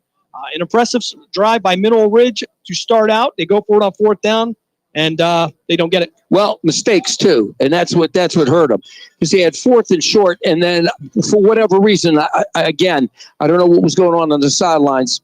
But I blame that on the coaches because they were still signaling things in with 3 seconds to go. So they got to get their plays and get their stuff in. Grandpa Harry Bittner wants to wish his best buddy, senior number 62, Zach Stacy, good luck tonight. I love you always. Have a great game. That's nice. So it would be 4th and 6 on the board, but 1st and 10 now with a handoff to Noah Trogio, who is going to fight his way out to the 25-yard line. We talked about this young man as he's got more and more playing time as the season's gone on, Coach. Yeah, he's 5'8", 145, and again, he's just, I call him the road runner. I mean, he's just, them legs are pumping constantly, and he's not afraid to throw that little body around. And obviously the offensive line is doing a superb job as they did, move that Rams line, just opened up a huge hole for him, and he just busted right through. High formation now for Springfield. Davin McKinney in at fullback. Trogio at the tailback. They'll give it to Noah. Noah trying to work his way around, but he's going to be brought down by Preston Holbrook, the sophomore linebacker. And welcome to varsity football, Noah Trogio. Well, what we always called that was when play was going to the far side, we gave the opportunity to the defensive end or linebacker on that side. That was an automatic fire, and that's exactly what he did. He shot straight down the line of scrimmage, and he was able to bury him again for no yards. One of those super sophomores for the Mineral Ridge Rams, Preston Holbrook, has just been a monster all season. So 3rd and 8 now, ball at the 22-yard line for Springfield. Rourke in the shotgun. He'll send Shealy in motion left to right. Kind of some hesitation. It was going to be a direct snap to Shealy, but it's going to be a false start, I believe, against Springfield. That will knock him back 5 yards. Guys, let's take a look at the Cleveland Cobras scoreboard update over on Western Reserve Radio 2 with Mark Means and Dave Clark. Massillon takes a 14-0 lead over Fitch. And if I can bring this up, Poland leads the Girard Indians by a score of 7-0. Interesting. McKinney now checking out for Springfield. Drew Miller will check in at the receiver spot for the Tigers. 1:40 left here, first quarter. Springfield with a 7-0 lead. As Miller will be the receiver to the far side. Guerrero and Shealy will be the twin receivers to the near side. Rourke will go on the shotgun. Trogio to his left. Two tight ends for Springfield. One high safety for Mineral Ridge. Rourke back to pass. Over the middle. He's got Shealy at the 33-yard line. Ball came loose, and the officials are going to say incomplete. Did not complete the catch. And that was a big opportunity for Springfield. Well, I'll tell you what I did. I was watching his head, and what he did when the ball just about got there, he turned and looked downfield. He took his eyes off his, and therefore it bounced off his hands, and I thought he caught it in his lap, but he did not. Number 62, Zach Stacy, pressured the quarterback. He got to him just half a second too late, and then you had Ethan Pemberton do a great job on defense and in coverage. 4th and 13 for Springfield as they bring on the punt team. Mineral Ridge returner will line up right around his own 48-yard line. Donald snap is back. Kick is up. This one's going to be a spiral punt that will land at the 49-yard line. It will roll out of bounds in Mineral Ridge territory at the 45. And that's where Mineral Ridge will get the ball. 1st and 10 is, looks like we had a couple of extra whistles. Don't know what the officials were doing, but nonetheless, it's going to be Mineral Ridge ball. Yeah, we never know what they are going to do. Just a quick shout out, and when you're as old as I am, you remember this guy, number 51 for the Chicago Bears, Dick Butkus. Yeah. We lost him at 80 years old. He passed away, and let me tell you what. You want to talk about great linebackers like him and Nitschke, Tommy Nobis. I go way back, and I'll tell you what, linebackers today are great, but they weren't as mean as those guys. So, Dick Butkus, our hearts are with you. Yeah, he was one of the best. So was my uncle, John Cappy Caparana, 60 years in sports broadcasting. Unfortunately, we had to bury him this week. This is for you, Cappy. We love you, man. Absolutely. Pistol formation now as Shingle Decker will be in a shotgun. He'll have Herb to behind him, twin receivers to the near side, 1st and 10. He'll hand off to the fullback up front, out to the right side, past the midfield, striping down to the 45-yard line. Jacob Russell, the junior running back, on his first carry of the night. Aiden Appel came up from his defensive back. When you're making plays up there as a DB, a lot of yards there, a lot of yards. Jacob Russell has had a huge year for the Rams. He's one of those guys you definitely don't want to take up high. You take him out lower, you're going to be seeing stars. Pistol formation again, Shingle Decker. With the handoff again, up the middle, it'll be a 1st down as they pick up 3 or 4 yards on the play. Again, Jacob Russell on the carry. Looking for Herb, but Russell now getting the carries, maybe throwing off the Springfield defense a little. Yeah, Jake O'Donnell was on the hit, but unfortunately he got dragged, so he got a 1st down. He made contact. He could have stopped him short, but he was able to, running back was able to drag him. Well, let's be honest, everybody's going to be watching Herb, so you got other players utilize him. Russell now to the right, Shingle Decker, Herb in the tailback spot. They'll give it to Russell again off the left side. He'll get out past the 40, work his way to the 35, 30, and he'll get knocked out of bounds at the 27-yard line. That'll be a 1st down for Mineral Ridge. It was a great run. I'll tell you what, they did a good job. And, again, Springfield got pinned inside, and he was able to get outside. You know, he does a great job. When he gets running downhill, he is a load, and he's got good speed. I'll tell you what, I'll give Hayden Pavlock some credit. He really gave him a pop out of bounds. 18 seconds left here, first quarter. The official is going to come to the sideline. Going to send somebody out. Maybe an equipment issue, but nonetheless, the officials coming over to speak to the Springfield coaching staff. And that would be our umpire, Don Sabo, coming over to talk to Sean Guerrero, as I believe he may have been a little concerned about Zach Weichart there.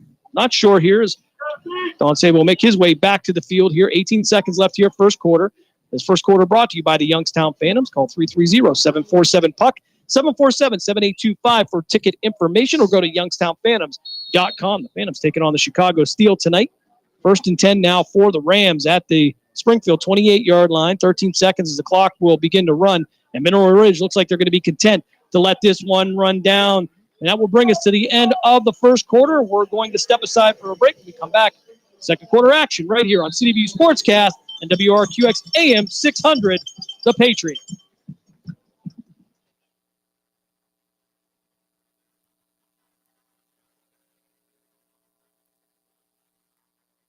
Hey, football fans, don't miss the hard-hitting action of Youngstown Phantoms hockey at the Cavelli Center in downtown Youngstown. The Phantoms are preparing for the upcoming season as they take to the ice to defend their Clark Cup championship. With over a dozen highly touted prospects on this year's roster, the road to the NHL clearly runs through Youngstown. Purchase season tickets, group tickets, and individual game tickets now by calling 330-747-POP. That's 330-747-7825 or go to youngstownphantoms.com. I'll take you back to the stadium on City View Sportscast and WRQX AM 600. Second frame coming up here in the Sandrock Concrete High School football game of the week in conjunction with the Dorks Butcher Block. Jim Craven with you, along with Coach Bob Kessler. Matt Emps joining us tonight as we take a look at the Cleveland Cobra scoreboard update. And right now, Massillon with a 14-0 lead over Austintown Fitch over on Western Reserve Radio 2, Sports Radio 1240. Harding with a 6-0 lead over Mooney. McDonald leading Wyndham by a score of 14-0. And South Range with a 7-0 lead over Niles. As Shingledecker now in a shotgun, they're going to hand it off to Herb. Herb straight up the middle. And he's going to be hit by a wall of Springfield Tigers. May have picked up about a half a yard on the play. Second down for the Tigers. Little update on the Chicago Steel. 1-0 over the Phantoms. Excuse me, one first down for the Rams. Got a little confused there. Wyatt Kuboff did a good job for the Tigers, filling in there, making a nice hit. So 2nd and 8 for Mineral Ridge. Again, pistol formation. Russell to the left of Shingledecker. Herb at the tailback position. Twin receivers to the far side. Shingledecker. Pass out to the right side. It's going to be caught at the 20-yard line. He knocked out, maybe lost a yard, went backwards at the 21. That's going to be Ethan Pemberton, the senior wide receiver. Boy, that was a long throw. And he hit him. I mean, he put it right where it needed to be, but boy, that took him forever to get there. That was a great job. Defense was right there, so. Good job by Ethan Pemberton picking, catching that one. He was one of our players of the game last week. Flag on the play here, and it's going to be an encroachment against Springfield, and they're going to give up another easy first down. It was about 3rd and 3. And that's going to be another first down for Mineral Ridge. And this is what I understand. Shealy's right there over top of the football. He needs to stop. He needs to just gear it down a little bit and watch for the football. I told you they're really good at this. Shingledecker with the handout to Russell. We're going to have another whistle as Springfield will take a timeout. So we'll take this opportunity as well to step aside for a break. You're listening to the Sandrock Concrete High School football game of the week here on City View Sportscast and WRQX AM 600, The Patriot. Mill Creek Golf Course is now open. Experience the Donald Ross Championship design of both courses, where you can book a tee time online at millcreekmetroparks.org. Mill Creek features a newly remodeled golf shop, new cart paths, and is a Callaway certified club fitting facility with demo days. The PGA professional staff is now accepting golf outings and leads. For more information, call 330-740-7112 or stop by and see what all Mill Creek Golf Course has to offer you. I'll take you back to the stadium on City View Sportscast and WRQX AM 600. 10:46 left here, second quarter. Springfield with a 7-0 lead. Mineral Ridge on the drive, though.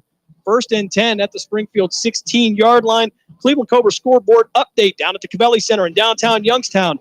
The Youngstown Phantoms and the Chicago Steel all tied up at 1 in the first period. Last report, Massillon leading Austintown Fitch 14-0 over on Western Reserve Radio 2 and Sports Radio 1240. Shotgun formation again. We'll make it a pistol now as Herb will line up behind Shingledecker. Russell to his right. Twin receivers to the left. It'll be Balestrino and Rossi. Excuse me, that'll be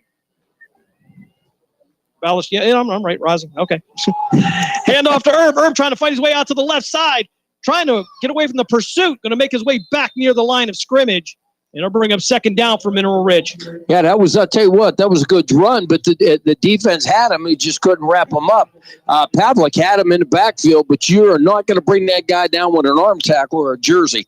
No, he did a good job of actually getting a little out of nothing. They definitely pursued very well. Pistol formation again for Shingledecker.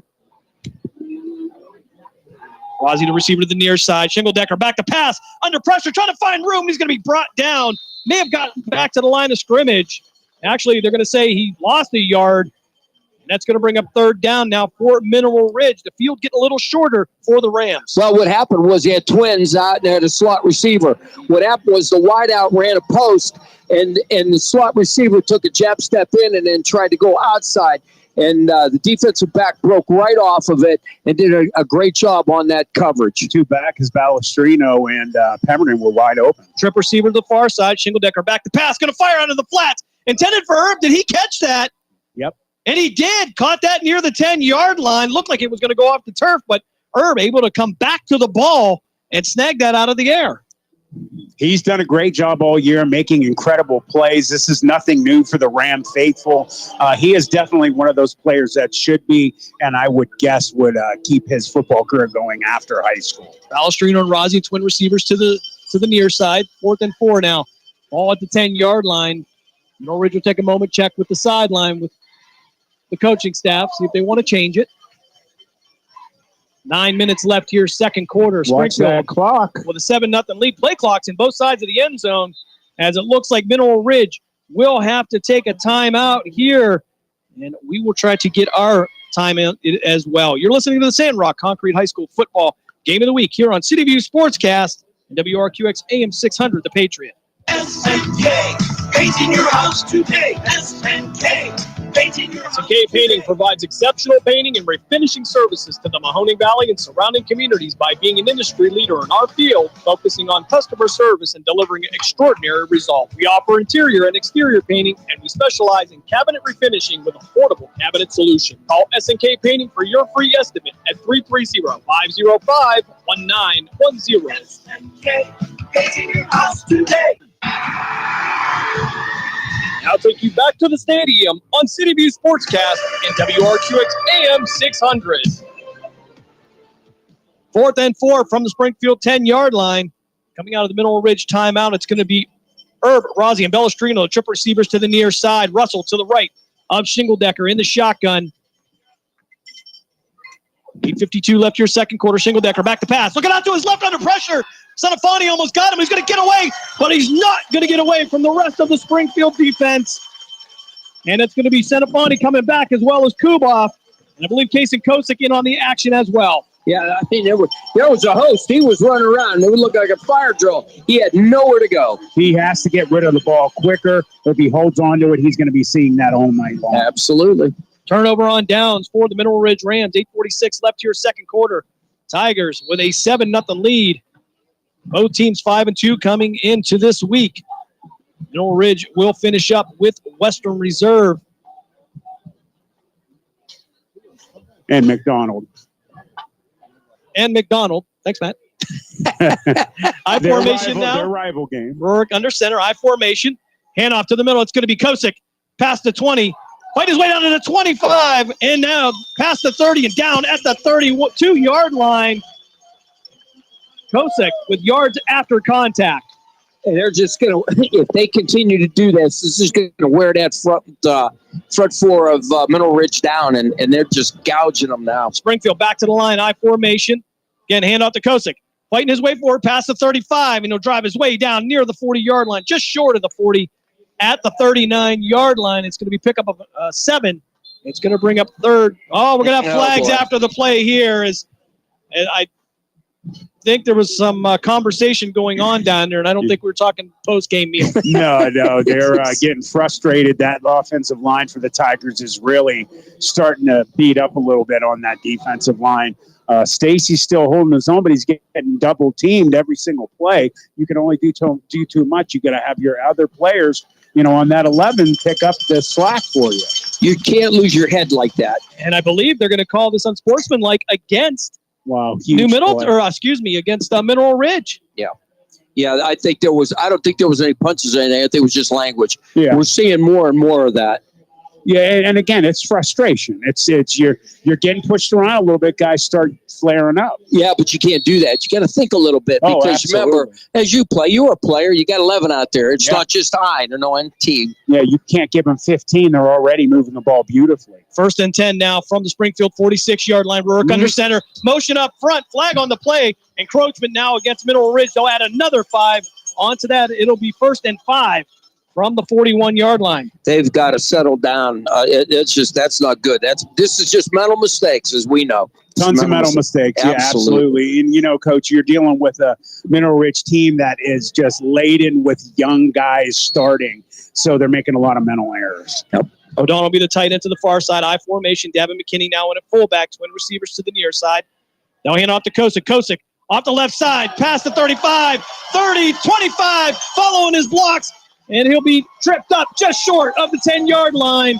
It'll be 1st and goal for the Tigers. They're just running all over them now. And you can see that there's people getting up slow. I just leaning on them right now, and you could see hands on the hips. They're just getting. We got a player down. Yeah, that's Holbrook, number 44. He had his helmet off. He's shaken up a little bit. Definitely can't lose him. He is one of the rocks for that defense. Take a look at the Cleveland Cobra scoreboard update over in Girard. The Poland Bulldogs with a 17-7 lead over the Indians. The Youngstown Phantoms with a 3-1 lead over the Chicago Steel, and the Massillon Tigers with a 21 lead over Fitch. Yep. Dunlap's Repair Service would like to wish Christian Dunlap and the Mineral Ridge Rams a successful season. For all your plumbing and backflow needs, you can call Joe and Noah Dunlap at 330-718-8650. Go Rams. Talk about backflow, and that's pretty much what it's like being a linebacker for the Rams right now. You're getting blown back. Wow, that was quick, Jim. I like that. Good job. And Mr. Holbrook, number 44, is walking off under his own And power. that's good to see. Yeah. 7:43 left here, second quarter. 7-0 is the Springfield lead. It'll be 1st and goal now at the 11-yard. 1st and 10 at the 11-yard line, as Shealy will be the receiver to the far side. Guerrero to the near side. Rourke in the shotgun. Kosick to his right. 2 tight ends for Springfield. He'll give it to Kosick. Kosick got met at the line. He'll drive his legs, get down to the 10. Picked up a yard on the play. It'll be 2nd and 9 now for Springfield. Yeah, they just went to the well a little bit too much. I think they last week they threw a lot of counters at them, and I think if they run a counter right now, that'll just be walking in the end zone because they're flowing and they're just coming at them. Chase Moore, the super sophomore, one of the biggest guys on that team, number 58 on that defensive line, swallowed him up. He played the game very well that time. 7-11 left here, second quarter. Springfield with a 7-0 lead. Rourke will bring the play in from the sideline. Ball be on the near hash mark here. Springfield moving left to right as Shealy now will be the receiver to the far side. Kuboff will be the wing to the right. He'll go to the left side now. They'll give it to Kosick. Kosick off the left side. Fights his way forward in a 5-yard. 4, 3, 2, 1. Touchdown, Springfield. 7:05 of the second quarter. Springfield with a 10-yard touchdown run. They take a 13-0 lead. Well, what happened was number 15, Square, he flat out whiffed on him. Again, we talk about when they blitz, they got to gear down. He come flying in there, and he just ran right past them. Part of the problems for the Rams this whole season is they over-pursue when they get upfield. That's one of the things that's been going on. But, it's also just hat on hats in the trenches. They're double teaming senior Zach Stacy, and then the other guys are just getting chewed up. Another Cleveland Cobra scoreboard update. Fitch gets on the board, but Massillon still leads 21-7. Massillon, again, ranked number 16 by Max Preps in the country, as Guerrero will hold for Kosick. Jake O'Donnell on the snap. Snap is back. Kick is up. And it is good. So it's 7:05 left here in this second quarter. Springfield takes a 14-0 lead. And, Matt, again, they don't play well from behind. And we've seen that here. 14-0 here. That's a tough one so far. I don't even say they had that much trouble with Lowville, but, again, the battle back and forth. You have to change your coaching style now down 14. You do, and the problem with Lowville was the pass game, and in this game, it's the running game. And, that's been one of the issues that they've had is, when I've thought that they were going to make some adjustments, I didn't see them. But, again, sometimes when you have young players everywhere on your team, you have a defense that's getting chewed up a little bit. You don't have the players. You can't really make adjustments. Yeah, the other thing too is with them is I see a lot of the same jerseys going from offense to defense. Yes. And as they're getting beat up on defense, now they got to perform on offense. And sometimes that's a little, it's just it's going to wear them out. They're not going to be able to keep running with Springfield by doing that. So they have to have long, sustained drives, but they got to get scores. Yeah, they have to put some points on the board and soon, or they're going to be in trouble. Oh yeah, absolutely. Certainly, Coach. We talk about the depth that Springfield develops, and they have done it every year as they get those young guys in there to play. And this is where it really pays off because Mineral Ridge has outstanding athletes, but again, it's about the number of players that you can put out on that field. And so far, it's only been about 15. Right, and the other thing too with Ridge, and as Matt follows them and calls their games, they're very young. You could see it's a young team, so they got some good things coming ahead. Yeah, you make a good point. I was just going to say that. We're on the same wavelength tonight, Coach. They've got great teams coming up. They've got a good team here. They just have to play mistake-free, and they're not doing that. Exactly. Case and Kosick to kick off here. 7:05 left here in the second quarter. Springfield with a 14-0 lead. Probably try to kick this one away from Ian Erb. And it's going to be straight down the field to Erb. He's going to let it hit on the turf and then roll out of bounds, and the flag will come out. Illegal procedure against Springfield. Mineral Ridge will start their next drive with decent field position. I will never understand that. Kick the ball straight down the field. If you're going to kick it deep, just keep it within the white lines. You're just giving them plays and giving them yards. Could never understand that. Yeah, I mean, sometimes it's just in how he wants to place it. Maybe he's trying to practice putting it where he needs to for punts if he's the same kicker. Who knows? But I agree with you. Sometimes just aim for the middle, son. Well, the coaches make that call. So. Right. Shotgun formation now with Erb and Shingledecker. We'll send a man in motion from left to right, hand off on the jet motion, trying to get out past the 35 here, but Guerrero going to come up and make the tackle, textbook tackle. Kuba will help finish him off. It'll be second. They may give him credit for a yard, so it'll be 2nd and 9 now for Mineral Ridge. The only problem I had with that play is I watched Sean Guerrero drop his head, and when he did that, he's lucky he got him down because as soon as he dropped his head, the receiver stepped left. And, I mean, come on, guys, keep your head up. Yeah, and that's really tough to do to Brady Balestrino. He's extremely quick and nimble. Shingledecker now in a pistol formation. I'll hand out to Russell. Russell trying to fight his way forward. Lample first to make contact, but Russell will fight forward for a couple of yards. It'll be 3rd and 7 now for Mineral Ridge. Yeah, now they're just trying to get something going here, and it's not really working out for them. They will do what they need to. They got to have to throw the ball here. Again, you are just saying what I'm getting ready to say. If they don't start putting the ball in the air, they're going to get really far behind. They're going to be punting off really quickly in this game as well. Balestrino and Pemberton be the receivers to the far side now. Shotgun formation. Twin receivers to both sides. Shingledecker with the snap. 3rd and 7 at the 37-yard line. Shingledecker fire out into the flats.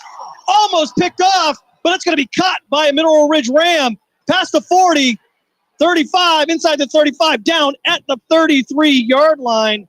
And I believe that was going to be Brady Balestrino on the catch. And it wasn't bad defense, really, provided by Hayden Pavlock. Yeah, I mean, this is the second time that we had good blanket coverage. But those receivers go up, and they fight like hell when they get the ball. I mean, that's great. I told you, I warned you. Number 9 is dangerous, man. Give him a little bit, and he's gone. 1st and 10 now from the Springfield 33-yard line. They'll give it to Russell. Russell trying to fight his way forward past the 30, and that's about as far as he will make it. That'll be a pickup of 3. It'll be 2nd and 7 now for Mineral Ridge.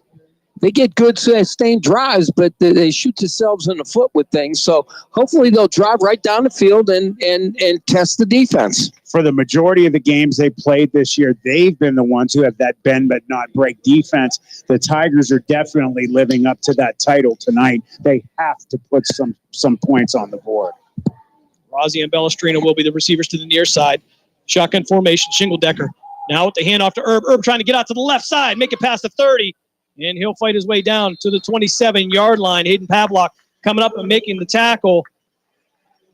Erb, even after first contact, continues to pick up yards. Well, he's a big kid, and he keeps them legs pumping. So, I mean, you got to wrap him up, but he's a very patient runner. He tries to find that hole. He is. He's very hard to bring down. I would recommend to him, when you've got it going, he had a couple times he should have kept running straight instead of turning it to the left.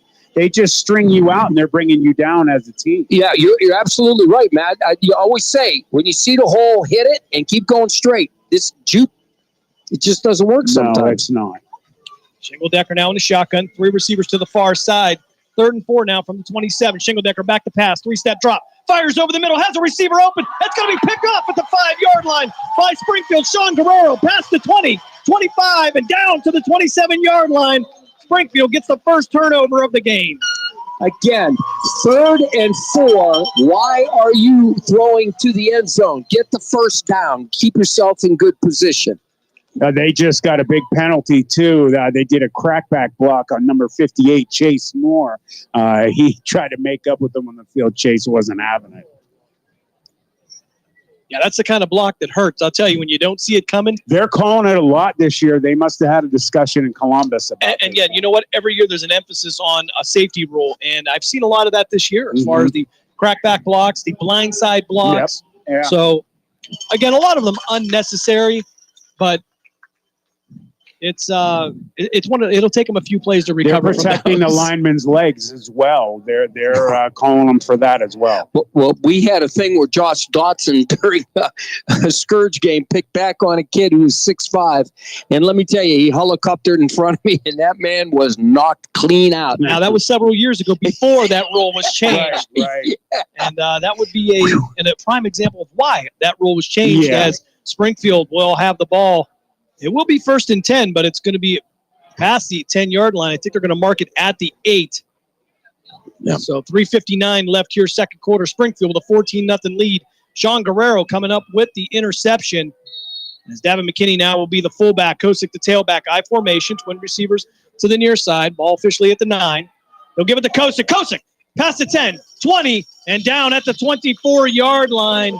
That's going to be a pickup of 14 and a first down for Springfield. I want to tell you something. That's 2 guards and center to open a hole that I believe I could have run through, and that's pretty bad. So they have really got to tighten that front up, and they're wearing out the Rams front.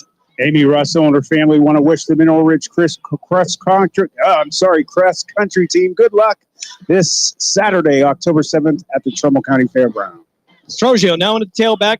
2 tight ends. They'll pitch it out to Noah. Noah on the sweep to the near side. Past the 25.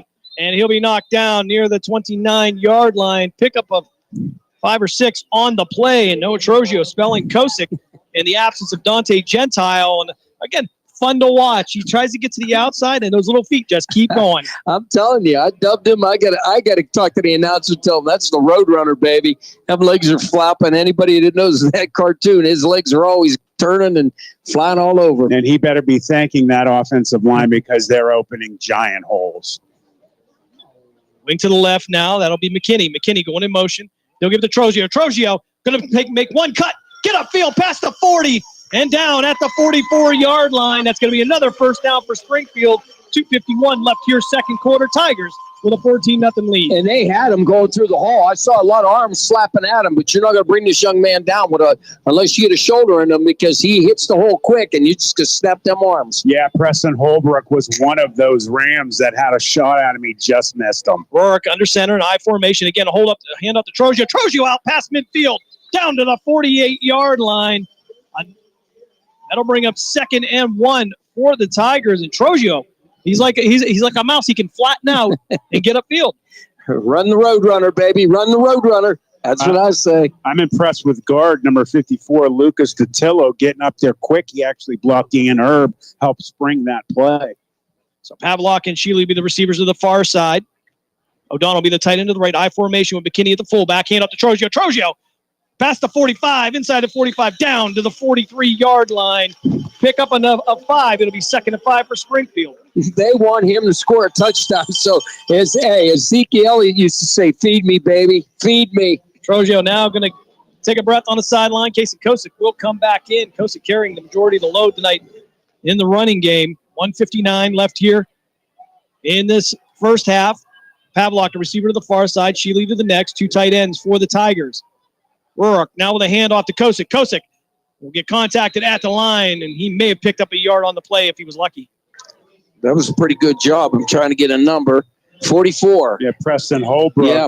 He is, again, he's a sophomore, one of those young guys that have really stepped it up this year for Coach Brian Shaner in the Mineral Ridge Rams. Yeah, he kind of drew the line in the sand and said, no, I'm done. No more. We'll plug you. Holbrook was shaken up earlier. Good to see him back in the game. 1:21 on a running clock here as Sheely will go to the far side. Guerrero to the near side. Rourke in the shotgun. Going to have Case and Kosick to his right. McKinney in at the fullback. Rourke, three-step drop, fires out to his right. And it's going to be incomplete near the 30-yard line. Sean Guerrero making a diving attempt near the sideline to get that. Couldn't pick it up off the ground. Yeah, I'll tell you what, that was close. That was real close. He could have had that, but that's okay. Stops the clock. He got 3rd and long, but obviously it's going to be 2 down territory. He had half a step on number 16, senior Caden McCune. Made a nice little turn there, and maybe about a foot or two he had on him. Sheely and Guerrero now the twin receivers in an I formation here. Kosick with the handoff. Flag coming in, but Kosick will get down just short of the 30-yard line, and I believe this one may come back. It may be a hold against the Tigers. Yeah, we got a little tackle going on in there. I didn't get a number, but I watched him drag him down, so obviously holding on that one. Yeah, they dragged down senior Zach Stacy. You know, he, like I said, he's definitely one of their, if not best, I think he's the best lineman they got. They're double teaming him a lot. I think it was number 68 who basically tackled him. Cleveland Cobra scoreboard update. In Girard, the Poland Bulldogs lead the Indians by a score of 24-14.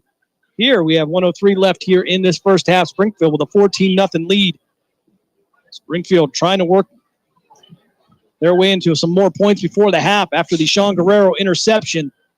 And this penalty is going to send them back to their own 48-yard line. As the clock will continue to run here, just a minute left here in this first half. Sheely and Guerrero to the near side. O'Donnell will be the tight end to the far side. Rourke in the shotgun. Kosick to his right. Kosick bobbling the snap a little bit. Rolls out to the near side. Going to fire downfield. Looking for Sheely. Sheely stopped. Thought he was going to get a shorter pass, but he threw it way out of bounds anyway, Jim. He wasn't going to get that even if it was there. Number 2, David Baker, actually did a really good job. The junior wide receiver, defensive back. He had some really tight coverage there. Good job on the Rams on defense so far. 4th and 19 now for Springfield. They cannot capitalize on the Sean Guerrero interception with 44 seconds left here in this first half. Springfield will punt for the first time tonight. Before mentioned, Sean Guerrero will do the punting. Jake O'Donnell, the long snapper. No returner back for Mineral Ridge. Play clock down to 5. They really needed that too. 3, 2, and 1.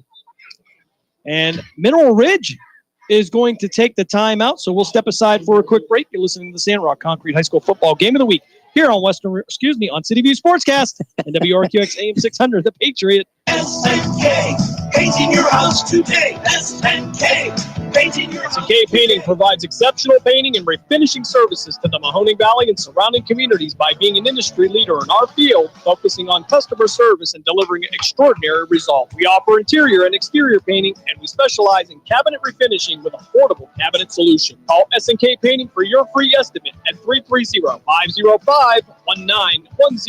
SNK, painting your house today. Now take you back to the stadium on City View Sportscast and WRQX AM 600. Well, that guy got it right there. 44 seconds left here in this half. Springfield with a 14-0 lead. 4th down and 19 at the Springfield 48-yard line. Sean Guerrero on the punt for the Tigers. Now they will put Ian Erb back near the 8-yard line to return. And we noticed the down marker tonight, a new digital one. Yeah, I like that. Easy to is see. it new? Okay. Mm-hmm. Yeah, I like those. So O'Donnell with a good snap. Guerrero going to get this one away. It's going to be a high end-over-end punt. Will land at the 15-yard line. It'll roll inside the 5 where Hayden Pavlock will protect it and make sure nobody's going to touch it. And it will be Mineral Ridge's ball. 1st and 10 at their own 5-yard line with just 32 seconds left here in the half. Well, now they got to be very, very careful here because you don't know what they're going to throw at them. You know, if they don't have any trick plays or any sweep passes or they just got to get to him and just constantly put pressure on that quarterback. Actually have a score on the Ursuline Irish. They are in the second quarter against Villa Angela St. Joe's. They're losing 18-14.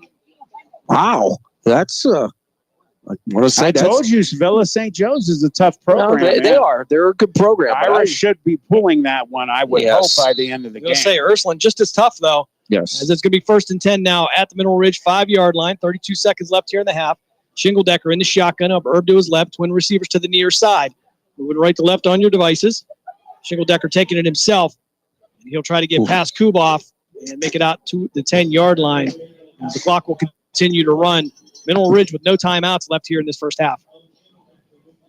I would have tell number 56, Phoenix Walker. Actually, I'm sorry, number 58, Chase Moore. They got the tough numbers. They got those newer numbers. Chase Moore just actually drove his man literally 8 yards back and just threw him at the end. So good job by him on that play. And that will bring us to the end of the first half here. Springfield leads the Mineral Ridge Rams by a score of 14-0. Very close game here, something that Springfield not very used to here. And guys, I'll tell you, it was a well-played first half, only one turnover, a couple of mistakes in terms of penalties, but all around good football. It is. I mean, the Rams have shown that when they put together a good drive, they can move the ball. But the problem is they're not putting it in when it counts. The Tigers are bending but not breaking. They're playing excellent defense and just shutting them out of the end zone. They're going to have to put some points on the board soon, or they're going to be in a lot of trouble. And Coach, I'll tell you, some of the discipline, you start to see that with some of the flags coming in. Yeah. It is getting a little chippy, but so far it's just been talk. Yeah, that's what. But the whole key to this is Ridge gets the ball coming out in the third quarter. So what they're going to have to do is make sure that they have a long, sustained drive and get some points, because there's no other way to do it. If they don't, they could be in trouble. We're going to step aside for our first break here in this half. You are listening to the Sandrock Concrete High School Football Game of the Week here on City View Sportscast and WRQX AM 600, The Patriot. We're back after this. With over 30 years of experience, Madurix Butcher Block in Mineral Ridge is a quality-driven company focused on great personal service. Our fresh meats are of the finest cut. We make a variety of burgers, sausages, and a full line of deli meats. Using our own smokehouse, we prepare different types of jerky, snack sticks, kibasi, bacon, hot dogs, and bone-in hams. When your tummy needs some relief, 652-2333. If you love history, head over to YouTube and check out Blogging Through History. Hosted by Mineral Ridge High School graduate Chris Mowery, Blogging Through History visits historic sites to explore not only the well-known figures and events of the past, but also compelling stories that maybe you've never heard before. Chris would also like to wish his niece Amira Emsch and the Mineral Ridge Rams the best of luck for a successful 2023 season. If you are seeking a skilled photographer in Northeast Ohio with experience in capturing documentary-style photographs for various occasions such as family events, weddings, graduations, sporting events, and other special occasions, look no further than Colleen Moore Photography. Accessible via ColleenMoorePhotography.com, or she can be reached at 330-314-7547. Colleen sends her best wishes to the Mineral Ridge Rams for a fantastic season. Go Rams! W&M Quality Roofing, LLC is an insured and bonded Mahoning Valley family-owned roofing business. At W&M, we treat your roof and home as if it's our very own. Give us a call at 330-647-0610 for a free estimate. Did you get damage from the latest storm? We also offer financing and specialists for insurance claims. For professional and efficient service, call W&M Quality Roofing at 330-647-0610. Now take you back to the stadium on City View Sportscast and WRQX AM 600. Halftime continues here in Springfield. The Tigers with a 14-0 lead over the Mineral Ridge Rams. Both teams coming in at 5-2. Special edition of the Sandrock Concrete High School Football Game of the Week, as we are joined by the Madurix Butcher's Block High School Football Game of the Week, as Matt Lipsack on assignment with the Youngstown Phantoms. We have Matt Emsch here, though, so we are all still on the air here on Friday night. Take a look at the scoring recap. 7:23 of the first quarter. Casey Kosick would get in the end zone on a 4-yard touchdown run. That would cap a 70-yard drive and put the Tigers up by a score of 7-0. In the second quarter, Kosick will get in the end zone again on a 10-yard touchdown run. Conversion is good, and that would make it 14-0, and that's where we are here at halftime. Take a look at some of the scores from around the valley, guys. And Massillon, they come in, they have a 21-7 lead over Austintown Fitch. And again, Massillon ranked number 16 by the Max Preps. So a tough team coming in here. Over 15 outlets wanted to cover that, and that tells me a lot about that Massillon program. Yeah, one of the things Cappy used to talk about, he's a Harding graduate. He would always talk about, one of those teams that has all these state championships, but they didn't play for it. And they didn't. They didn't win it. So they might have the year this year, of winning it, but they definitely are ranked for a reason. They've got an awesome program. I got a little story about that one time. Cheney was going up there to play him, and all the newspapers came and said, how do you feel about playing the state champs here? And Curtis said, what state champs? I agree. You never played for state. It was handed to you. So, did they get mad at him? Yeah. He handed them exactly. championships. We're going to step aside for a station identification. You listen to WRQX AM 600 The Patriot, Cumulus Media Station. Hey, football fans. Shining Stars Dance and Baton in Niles, Ohio is home to state, regional, national, and international world champions. They offer a wide variety of classes for ages 2.5 and up for boys and girls. Celebrating over 31 years in business, the excellent staff of instructors will help take your baton twirling skills to the next level. Shining Stars would like to wish all the cheerleaders, dance line, band, feature twirler, Amira, and players a successful season. Go Rams! Pierogi out. WRQX Salem, Youngstown, Warren. We are AM 600, The Patriot, Cumulus Media Station. That's fun. Cleveland Cover scoreboard update. Take a look again at some more games around here. We get into halftime. Brookfield with a 28-0 lead over Campbell. Harlan Mooney with a 7-6 lead over Warren Harding. Old Steel Valley matchup, guys. And nothing different tonight as that game is tight at the end of the second quarter. No, I love those. Sorry to interrupt you, Coach. I mean, coming from the Steel Valley myself, when you get those teams, Ursuline, Mooney, Gordon, and Fitch, Harding to play, that's the original Big Boys. It's always a special event. Absolutely. Champion with a 10-8 lead over Crestview. Proctorton with a 14-6 lead over Reynolds over on the PA side. Columbiana with a 14-7 lead over East Palestine. Grove City and Hickory all tied up at 7. Hubbard Eagles. There you go, Dave. With a 14-7 lead over Lakeview.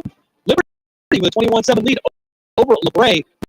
McDonald, they're shutting out Wyndham in the first half, 27-0. South Range, the defending 5 state champions, they have a 21-0 lead over Niles. Sharon, 20. Slippery Rock, 0. Struthers Wildcats lead the Youngstown East Golden Bears, 14-0. I just like saying that, having been from the east side there. So, Western Reserve with a 33-0 lead over Waterloo. That in the first half. Canfield with a 7-2 lead over Holy Name. Carrollton with a 7-0 lead over Salem. Cheney leads Howland by a score of 12-7. There you go, Coach. Yeah. Dover with a 14-7 lead over the Morven Spartans. Farrell leads Sharpsville by a score of 22-0. Poland with a 24-12 lead over Girard. Beaver Local shutting out Indian Creek 27-0. Lisbon 29, Leetonia 7. Lowville and Jackson Milton in a close one. It's 14-7 right now in favor of the Lowville Rockets. Garfield and Newton Falls all knotted up at 14. Pie Valley with a 16-0 lead over Matthews.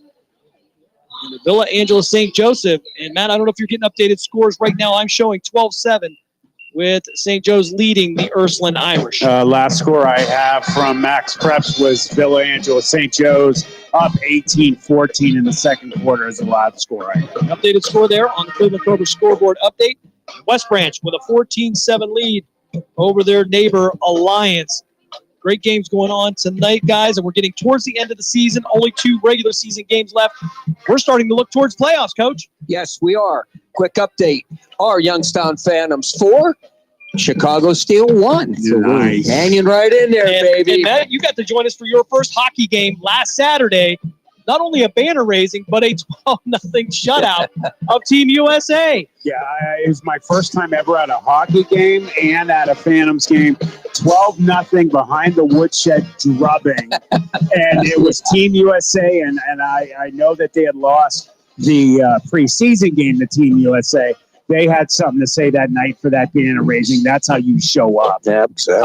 Updated score as we were talking about that. Youngstown Phantoms extend their lead by a score of 5-1. All right. So we'll also take a look at an update from Poland, I believe, here, if we can get the technology to work right here. From time to time, you know. It happens. So Gerard closes the gap. It's 24-21 in favor of Poland, but the Indians not going away. That's interesting. And again, we start talking about the playoffs for 2 weeks to go.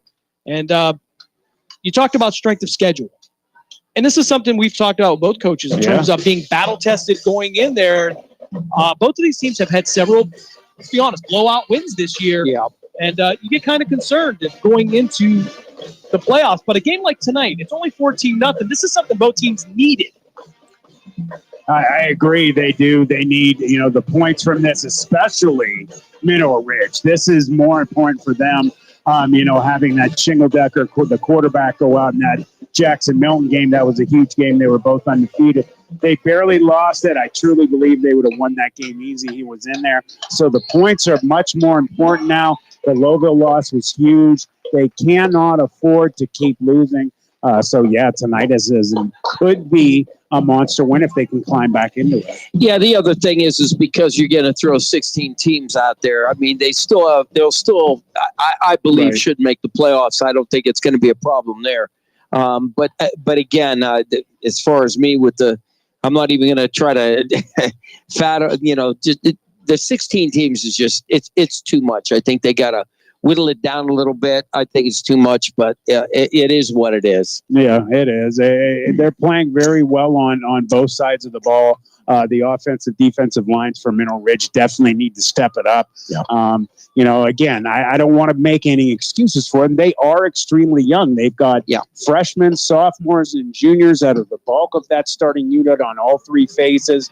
You've got a lot more seniors for these Tigers, guys that are more well-rounded and battle-tested. Yeah. That line is just very impressive for the Tigers. Yeah, they're doing a good job. But now we'll see what happens. Again, who's going to come out with a fast start in the second half, because that could be huge.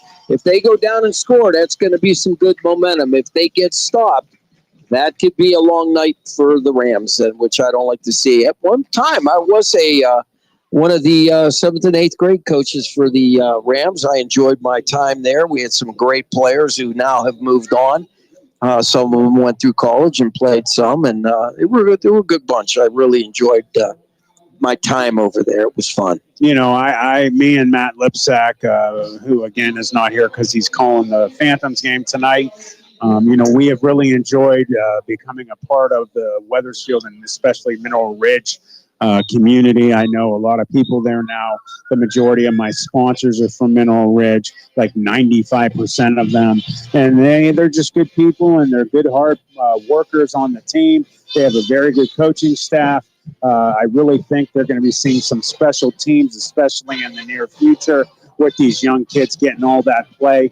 Again, but tonight's team, they have a very good team that can make some noise if they could just pull together the mental mistakes.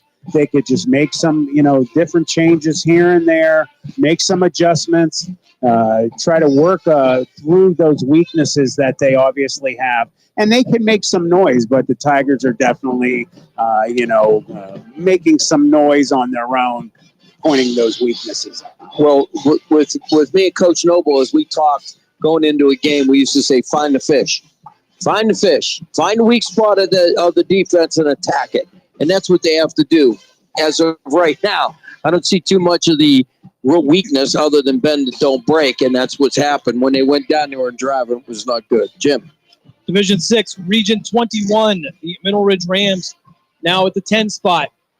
You're right, this is a big game for them. They are still on the precipice of a home playoff game if they can get these points. And again, A close loss to Springfield will give them computer points nonetheless because, well, not as many as they'd like because Springfield Division 7, but again, they still have something to play hard for over the next 2-3 weeks. They really do, and they have Western Reserve next week, and then they finish up in Week 10 with their rival, their rival McDonald, who is also playing pretty well. So these games, I truly believe, are going to be more important for the Rams than some of these other teams in the Valley. So they've got to win it. They've got to win at least a game. Well, what you were saying about McDonald, I was expecting more out of McDonald this year. They started out slow. They did not do well, and people were talking and saying, they're not the team that they were. So that could be a crucial game for them because they're starting to win now. Yeah. And that'd be great to come out of there. That's their last game, I'm assuming. Yeah. Get them out of there with a win, and that's going to help. Yeah, huge. And rivalry games, I mean, it can go either. Oh, absolutely. Coach Springfield, ranked number 6 in Division 7, Region 25. Their goal right now over the next 2 weeks, maintain that to get that home playoff game. Yeah, just keep winning and do what you got to do. And as I've always said, you can be in the greatest game. Finish. You got to finish. Because if you don't finish, what good is you can run up and down the field. I've had people that played against me going, I ran, for over 400 yards against you. And you know what I said? How many times did you score? None. There you go. Well, there it is. Yeah, you can run all over you want. If you don't score, that means nothing to me. I could throw and run all you want. It's what's we'll on give the you anything scoreboard. between the tents. Right. Exactly. Yeah, just very point at true. the scoreboard. Yeah, Point at the scoreboard, and unfortunately for the Tigers, and I'm not trying to make anybody sore at me out here in Target Land. They have had incredible teams go to 2 state championships, but you mentioned finishing. They didn't finish. Right. So maybe this team this year, they've learned from the mistakes of the past. Is this one of those teams? The way they're playing right now, they could definitely go very deep in the OHSAA play. Oh, absolutely. I agree with that 100%. So we'll see. We'll see what happens. Coaches, and Shaner's a great coach. He's proved that everywhere he's gone. He'll come. I'm sure he's in there with his X's O's, his eyes in the sky up here in the booth, and I'm sure he'll make some changes. And they're gonna find some holes. And now Springfield's just got to be aware and just shut them down. Springfield will finish out the season with Lowville and McDonald, 2 teams that are common opponents for Mineral Ridge. We've seen what they can do.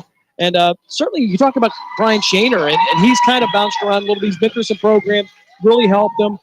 But with Mineral Ridge, he seems to be having a lot of success. A lot of things have really kind of taken for him here with this young group. And I think while they're having success now, I think in a year, this is going to be something to watch, even minus Ian Erb. Yeah, and losing somebody like him and Stacy, or you can't replace seniors like that. But you've got really good guys coming up, and what Brian Shaner has done is what all the good coaches with good programs do. They watch the younger guys coming up. They make sure they're running the same types of offenses, defense. They're being coached in a similar fashion. You get that trickle-down effect, and then you have a good program in your hands. Some good news for Matt over here on the Cleveland Cobra scoreboard update. The Ursuline Irish go into halftime with the lead, 21-18. Go Irish, baby. Ooh, that's a good thing. If we can get it a Hubbard Eagles win, a Cheney Cowboys win, an Ursuline Irish win, everybody goes home. Very excited. My alma mater will not lose tonight. That's it. So wash. That's great for the Wilson Redmen. We're going to step aside for one more timeout. When we come back, we will get you ready for third quarter action here on the Sandrock Concrete High School Football Game of the Week on City View Sportscast, WRQX AM 600, The Patriot. It's all of the spring and summer action of Cleveland Cobras minor league football on Western Reserve Radio.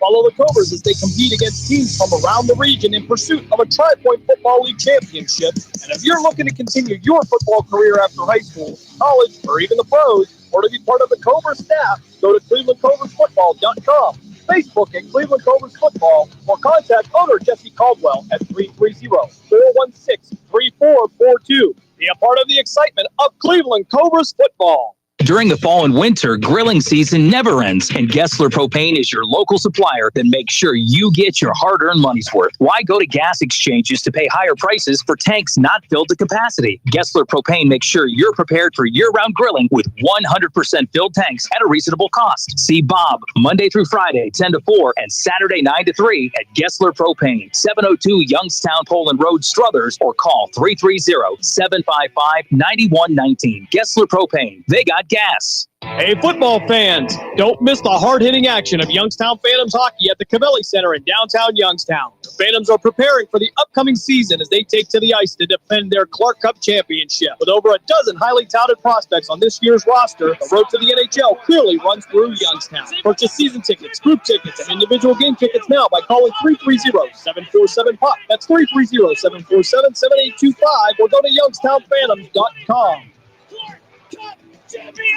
Lena's Pierogi House is your home for the area's best variety of pierogies. Daily specials include the Polish platter, the Hungarian platter, stuffed cabbage, and halushki. Having a last-minute get-together? Lena's has you covered with a wide variety of frozen take-home pierogies and dumplings. Go to Facebook at Lena's Pierogi House to see the weekly lineup of available flavors for dine-in or carry-out. Catch the best at Lena's Monday from 10 a.m. to 4 p.m. and Tuesday through Friday from 10 a.m. to 8 p.m. 20 North Main Street in Hubbard or call 234-254-8532. Now take you back to the stadium on City View Sportscast and WRQX AM 600. Halftime continues here in Springfield. Tigers with a 14-0 lead over the Mineral Ridge Rams. Take a look at the scoring recap. First quarter action at 7:23. Casey Kosick would get the Tigers on the board with a 4-yard touchdown run. That would cap off a 70-yard drive to start the game. And in the second quarter, Jason Kosick will once again find pay dirt on a 10-yard touchdown run to put the Springfield Tigers up by a score of 14-0. And we talked about this game here tonight, but we got to talk about the bands here. Mineral Ridge Rams marching band come out, and there was a young lady out there, and a twirler they call, but out there doing her thing out there in front of all these folks, a capacity crowd, and doing it with the biggest of smiles. And Amira, and I can't remember her last name. Yeah, it just so happens to be my little girl, Marianne. She is a feature twirler. Don't say twirler, or she'll go feature. So is that like saying you are the police chief or the assistant police chief? She is the sheriff. You're the number one, baby.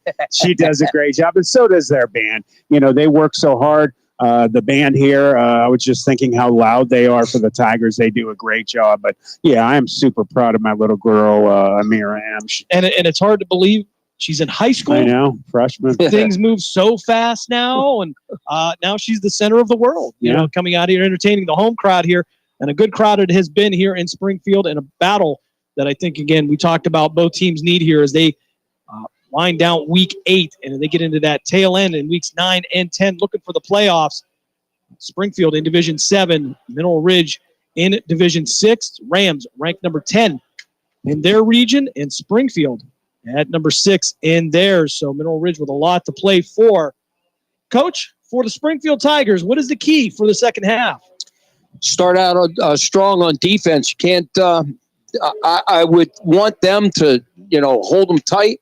Don't give them too much. Don't let them believe in anything, and you just got to come down and shut them down. And then when you do get the ball, you got to get that three score lead, because I believe that Mineral Ridge at any point in time could just bang off 14 points like right now. And Matt, and tailing off of that, what does Coach Brian Shaner and the Mineral Ridge Rams have to do to get out of this 14-0 hole? But first, they have to get rid of the ball quick when he's passing it, because they're just bringing their boys, they're pinning their ears back, and they're pressuring him very well. When he has time, he is excellent. He's got Brady Balestrino and Pemberton that are two of his better receivers. Offensively, that is exactly what they have to do. Defensively, they've got to start keeping guys home. They've got to stop making mental errors. They've got to stop getting upfield too far. They're over pursuing. That's been part of that young mentality that they've had trouble with. If they can do that, they can get back in this game. Yeah, because all you do is when we talked about it when we coached defensive line, it's depth to heal depth. Okay, you can't over pursue. If you are going to have your shot at a running back, what you got to do is just once you're healed depth, now you got to start gearing down a little bit. And I saw that most of the first half, where they're just literally they run past the ball carrier because he's patient, runs up underneath them. Yeah, they've done that, unfortunately, in the other the two losses that they've had. Hopefully they can make those adjustments, stop making those mistakes tonight, and maybe you got to win. Coming up this week on the iMedia One Network, of course, Tuesday, it is By All Means with Mark Means, 5 o'clock. And on Wednesday, it is the return. Well, not the return. You're in week 3, but it is the triumphant return this season of Just Football with Matt Emsch and some new technology. Things have been working out, which we are ecstatic about. Yeah. And, of course, the Dump and Chase podcast coming up on Thursday. Youngstown Phantoms will be at home next Saturday as well. So a lot of action coming up here. A lot of live sports here. Coming up on the iMedia One Network is Springfield will kick off. Mineral Ridge won the toss in the first half. They deferred.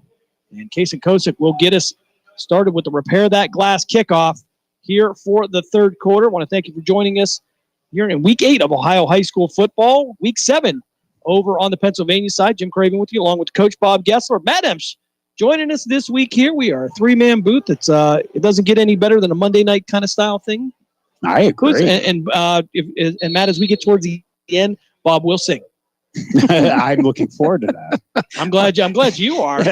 Wow. Kosick with the kickoff, and this one's going to be right down center. It'll be Ian Erb. It'll kind of bend to the left. There's Erb now past the 10, work his way out to the 15, cut back past the 20 and down near the 23-yard line. And that's where Mineral Ridge will have the ball for the first time here in the third quarter. 11:54 left. Springfield with a 14-0 lead. That was a good return. I'll tell you what. First of all, the ball almost went through his hands and into the end zone. That would have been absolutely disastrous for him. So now let's see what the offense got for him. And I am going to flip sides and say that was actually beautiful open field tackle and nice coverage by the Tigers. Yep. It's nice that we can just get along here. Pistol formation, Shingledecker in the shotgun. Ian Erb to his rear end. It'll be Russell to his right. Twin receivers to the far side. 1st and 10 at the 22-yard line. Hand off to Russell. Russell trying to work his way out to the left side. And he'll pick up 3 or 4 on the play. It'll bring up 2nd down for Mineral Ridge. They go right back to the ground. Yeah, and I'll tell you what, that wasn't a bad run, but our defense right there, they strung it out, and I think he was trying to cut in. He couldn't cut in, and he bounced it out, so they strung it out, but still, 3-yard gain. It was a nice counter tray by Stacy and Moore. Both pulled, opened up a hole, but they filled beautifully. Empty backfield now for Shingledecker. 3 receivers to the near side, 2 to the far side. 2nd and 7 from the 25. Shingledecker quickly out to Balestrino. He'll make his way down to the 30-yard line. And we pick up a 5. It'll be 3rd and 2 for the Rams. Tom Shealy was in on that tackle. So he's an interior lineman, saw the play, ran it down, was a part of that. That's an outstanding job and smart football player. No, again, we're on the same wavelength. I was actually looking at the name, and Shealy impressed me with his play there as well. Shingledecker with a handoff to Erb. He'll make it past the 30, down to the 33-yard line. Maybe even give it to the 34. Pick up a 3 or 4 on the play. It's enough for a Mineral Ridge first down. 10:47 left here, third quarter. Yeah, they did a good job up front, and they're moving people out of the way. That left side of that line, Phoenix Walker, number 56, and Derek Rakic, number 64, both freshmen. Shingledecker now on the handoff to Russell. Russell trying to work his way out to the right side. He'll be chased down by a couple of black jerseys and brought down by Cunningham of the Tigers. May have lost a yard on the play. It'll be 2nd and 11 for Mineral Ridge. That was a pretty good job by the defense. They did a real good job on that. Monticello made that tackle. He was in on that one. They just filled beautifully. They came in, they read the play, and just made a nice open field tackle again. Empty backfield again for Mineral Ridge. Shingledecker back a pass under pressure. Going to slip one tackle, make it past the 30, and out to the 35-yard line where he'll go out of bounds on the Mineral Ridge sideline. And the bullets came flying in the backfield there. Shingledecker found a way to escape. Well, I'll tell you what, that's again that we talked about what Ridge does. Coming in, just bearing down on him, but then you've got to gear down, and he sidestepped him and got yardage. He did a great job, Shingledecker, getting away. He showed his speed and ability. He saw him out of his peripheral vision. He was coming like a bullet. Oh, he was. Rossi and Balestrino. 2 of the 3 receivers to the near side, 1 to the far side. Shingledecker, he'll plant his feet, fire to Erb, and he'll make it past midfield and down to the 45-yard line in Springfield territory. That's going to be an 18-yard gain and a first down for Mineral Ridge. That was a great job, Barb, because all he did was shield the defensive back, and he threw it to the inside, and that was a great play. And what the Ridge Rams do really well, when they focus on that 10-yard game, they get those fresh set of downs, then they're, in scoring position. Shingledecker now in the pistol again. Russell to his right. Twin receivers to the near side. He'll give it to Russell. Russell, stutter step. He'll make his way forward past the 40 and down to the 36-yard line. A pickup just about 9 for Mineral Ridge. It'll be second and short for the Rams. This is what we talked about. Are they going to stall or are they going to drive? And so far, they're driving right down the field. Now, is it going to be Springfield normal, bend but don't break? Offensive line did a great job. Shingledecker with a hand off to Herb. Herb off the right side. He's going to pick up 2 or 3 yards on that play, and it's going to be enough for a Mineral Ridge first down. Rams drive will continue. The offensive line, I have to say this as well. On that left side, those are both freshmen. You have a junior in the middle, and then you have a senior and then a sophomore. As young as that line is doing well. Shingledecker again with a hand out to Russell. Russell contacted in the backfield, and he's going to be knocked to the ground.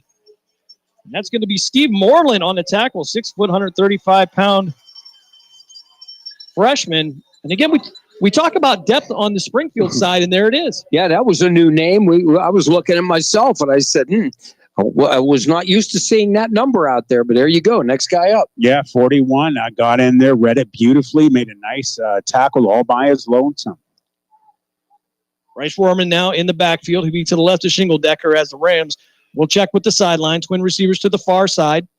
It'll be Balestrino and Rozzi to the near side. Second and 13 from the Springfield 35-yard line. Rams. Shingledecker with a fire out to the right side there. And almost picked off by Carson Cunningham. To bring up 3rd and 13 for the Rams. And it looked like a coach just didn't get his feet set right. Yeah, not only that, they had combo coverage there. They had a guy that was short, the guy up on top. And it was real close to getting picked off. That was a great job by the defense. Number 51, Justin Sedetic, is in at right tackle now. He is a sophomore in for Chase Moore. Shingledecker back to pass, going to fire out to his left.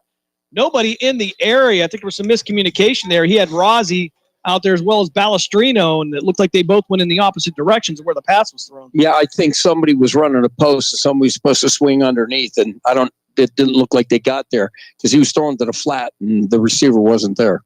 4th and 13 now from the Springfield 35-yard line. It's going to be Jacob Russell to do the punting duties. Springfield will not put a returner back. Don't jump. 8:05 left here, third quarter. Russell with a short kick. Mineral Ridge doing a good job getting downfield there. They're going to down this one inside the 10-yard line. We'll see where they mark it out officially. Maybe at the 7. And Springfield will have 93 yards to go to get to the end zone. Yep, they're just going to have to be patient now. Again, don't make mistakes. Now, again, you bend, but you don't break. Now, offensively, you got to just put it together and get the roadrunner out there, and he's got to run the ball. You got to be concerned that Chase Moore, number 58, the sophomore, he's one of the biggest guys and best offensive linemen next to Zach Stacy. He's out, so that's huge. He plays both ways. Ouch. Guerrero now a receiver to the far side. Shealy to the near side. 1st and 10 from the Springfield 7-yard line. Rourke will be in the shotgun. He'll be running back to each side. Max protection as Rourke will fire out to his left. And it's going to go off the fingertips of Guerrero and into the sideline. It'll be 2nd and 10 for Springfield. And that's a good throw. Guerrero's got to squeeze him hands. He's got to get in there because that's a quick pass. And he gets that, and he's got a good 6-7 yard completion. But he's got to squeeze that ball. That's a good pass. He just dropped it. And that was a nice stick by Ethan Pemberton. He's having another big game, one of our players of the week from last week. Twin receivers on the near side. That'll be Miller and Shealy. O'Donnell will be the tight end to the left. I formation. We'll give it to Kosick. Kosick trying to fight his way forward. Contact made at the line. May have picked up a yard on the play, if that. And that's going to bring up 3rd down for Springfield. Great job by the defense for the Mineral Ridge Rams. You had a host of players get in there, senior Zach Stacy, and also I believe that was 55, Aiden Overaker getting in there. He's playing for, I think, Chase Moore at the moment. Well, let's see. We got 3rd and long. 7:28 left here in this third quarter. 14-0 is the Springfield lead. Caden McCune having a big third quarter here as Springfield will go back to the line. It'll be twin receivers to the near side. That'll be Shealy and Guerrero. It'll be Pavlok to the far side. Rourke in a shotgun. Rourke Going to roll out to his right, looking downfield. Fires across his body. Was looking for Dylan Sheely. Sheely couldn't come back for it. And that's going to bring up third down for Springfield. I don't understand. The quarterback is rolling towards us. He's rolling right. Receiver's going left. You're never going to make that completion. Correction. That's going to be fourth down. My apologies. And number 52, Kamani Johnson-Winford actually in for number 58, Chase Moore at the moment. Did a good job. Defense stepped it up that time. Absolutely. Now we're playing field position here. They're going to get good field position. Sean Guerrero in the punt. 7:06 left here in this third quarter. One man going to run on the field. Patrick for Fecco. Springfield. That's going to be Pat Fecco. They get hats on hats. He could have a good return. Flag on the play. Herb to return. He's going to field this one at the 42. Bring it past the 40. And he'll be brought down by Jake O'Donnell at the 37-yard line. But as one wise man said, hold the phones. And I believe this is going to be against Springfield. And most likely, I believe Mineral Ridge will decline the penalty. Wow, that was a good job by number 10 for the Tigers. Just ran down, made a beautiful open field tackle. So it's going to be an illegal procedure against Springfield. And we'll see if they're going to make them punt it again, although Mineral Ridge had a nice return. Yeah, they're just telling them to forget about it. We'll take it right here. Yeah, that would be the smart thing to do. 6:57 left here, third quarter, gentlemen. And only 14-0. In the games that we've seen in weeks, it's fun to say it's only 14-0. Mineral Ridge by no means out of this game yet, Matt. No, they're not. They've got to put some points on the board. The one thing that, I talk about a lot, and obviously, Coach, you talk a lot about is that bend but not break defense. Yes, we do mention a lot, but it's true. And when they do it well, they do it. And the Tigers are stopping them from getting any points. And here's the other thing. You're eating the clock. That's the big thing. Twin receivers to the far side now. Julian Rosby, single receiver to the near side. Shingle Decker in a pistol formation. Russell to his left or behind him. 6:57 on a running clock. First and 10 at the 37. Hand off to Russell. Russell past the 35. The big man will get down near the 31-yard line. That'll be a pickup of 6 for Mineral Ridge. Now, that's just what, again, they call it different. But, see, I call that a zone. What all that does is the 5 guys look like they're connected at the hip, and they're just screaming right, trying to get the edge, and that's what they did. Justin Sudetic, number 51, the sophomore, in on offense for Chase Moore, when Kamani Johnson-Winford, number 52, is in for him on D. Son of man in motion. Hand off to Herb off the right side there. He'll fight his way forward. Try to get near the 30. May have picked up a yard on the play. It'll bring up third and 4. 6:12 left on this running clock here in the third quarter. Good job by the defense. They read it, and then they held it, and then he was trying to get a push, but he only got a yard on that. Here we are, 3rd and 7. Very important play. They just got to focus on getting that fresh set of downs and then worry about getting some points on the board. Shingle Decker now in the shotgun. He'll have Herb to his left. Twin receivers to the near side. That'll be Balestrino and Rossi. He'll send Russell in motion from right to left. Shingle Decker back to pass. Going to throw it out to the flats. Complete to Russell. And it'll be knocked down near the 30-yard line by Sean Guerrero. They'll even give him the 29. Pick up a 2. It's going to bring up 4th and 3 now for the Rams. That was good job by Sean Guerrero. He went where he saw what he faced, and he just kind of went to the knees because you weren't going to take that on high because he would have lost on that one by probably about 30 pounds. Pell also did a great job for the Tigers. Number 1 got in there on that tackle. Twin receivers to the far side now. 4th and 5 from the Springfield 31-yard line. Movement up front. And again, Springfield going to be called for the encroachment. A free first down for the Mineral Ridge Rams. And sometimes you make it too easy here, as Mineral Ridge has done a fantastic job of drawing them offside. Well, go ahead, Matt. I apologize. No, go. They've just done this all season long to basically every team that they've played. They have a great cadence. Shingle Decker in the shotgun, Herb to his right. He'll hand it off to Herb. Herb gets to the line of scrimmage. He'll make one move, pick up a couple yards on the play, and he'll be brought down by Kason Kosick, filling in for the injured Dante Gentile. But the key to that, when these guys jump, it's discipline. That's all it is. It's got to be discipline. You got to know where you're at on the field and what's going on. And I always should tell my linemen, Jim could vouch for me, you're deaf. defensive lineman, you're deaf. You don't listen. Your eyes on that football. In their defense, you're not deaf when the coach is yelling at you after that. Right, you're not, but you do. You have to watch the ball. Yes. And the Rams had a couple times they did the same thing, but they're better at making teams do it. Single Decker now on the option to the right side. We're going to flip it out to Herb past the 20, 15. It'll be cut up and brought down by Sean Guerrero, and Herb a little bit shaken up there. Took a moment. He got cut at the knees.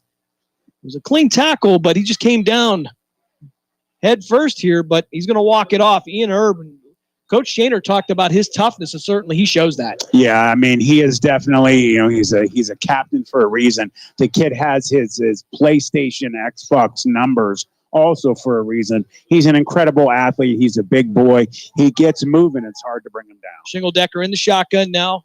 Hand off to Russell. Russell trying to work his way out to the left. Contact made. Russell going to twist and turn and pick up a couple of yards on the play. They've got down to about the 11 and should bring up 2nd and 8 for the Rams. And that was Hayden Pavlock that had a hold of him, but he took him for a ride, but it's okay. He got him down for only a yard loss. That's what a yard gain. I'm sorry. That's what I love watching Russell run the ball. He just pulls people with him. He's a beast. Shingle Decker with Herb to his right. He'll plant and throw to Herb. Herb out in the flat. He'll make one cut, and it'll be brought down. Lucas Totillo on the tackle. May have picked up a yard on the play, but say a half a yard. And it'll be 3rd down now for the Rams. That was a great play because I'll tell you right now, he don't make that. I think he cuts and walks into the end zone.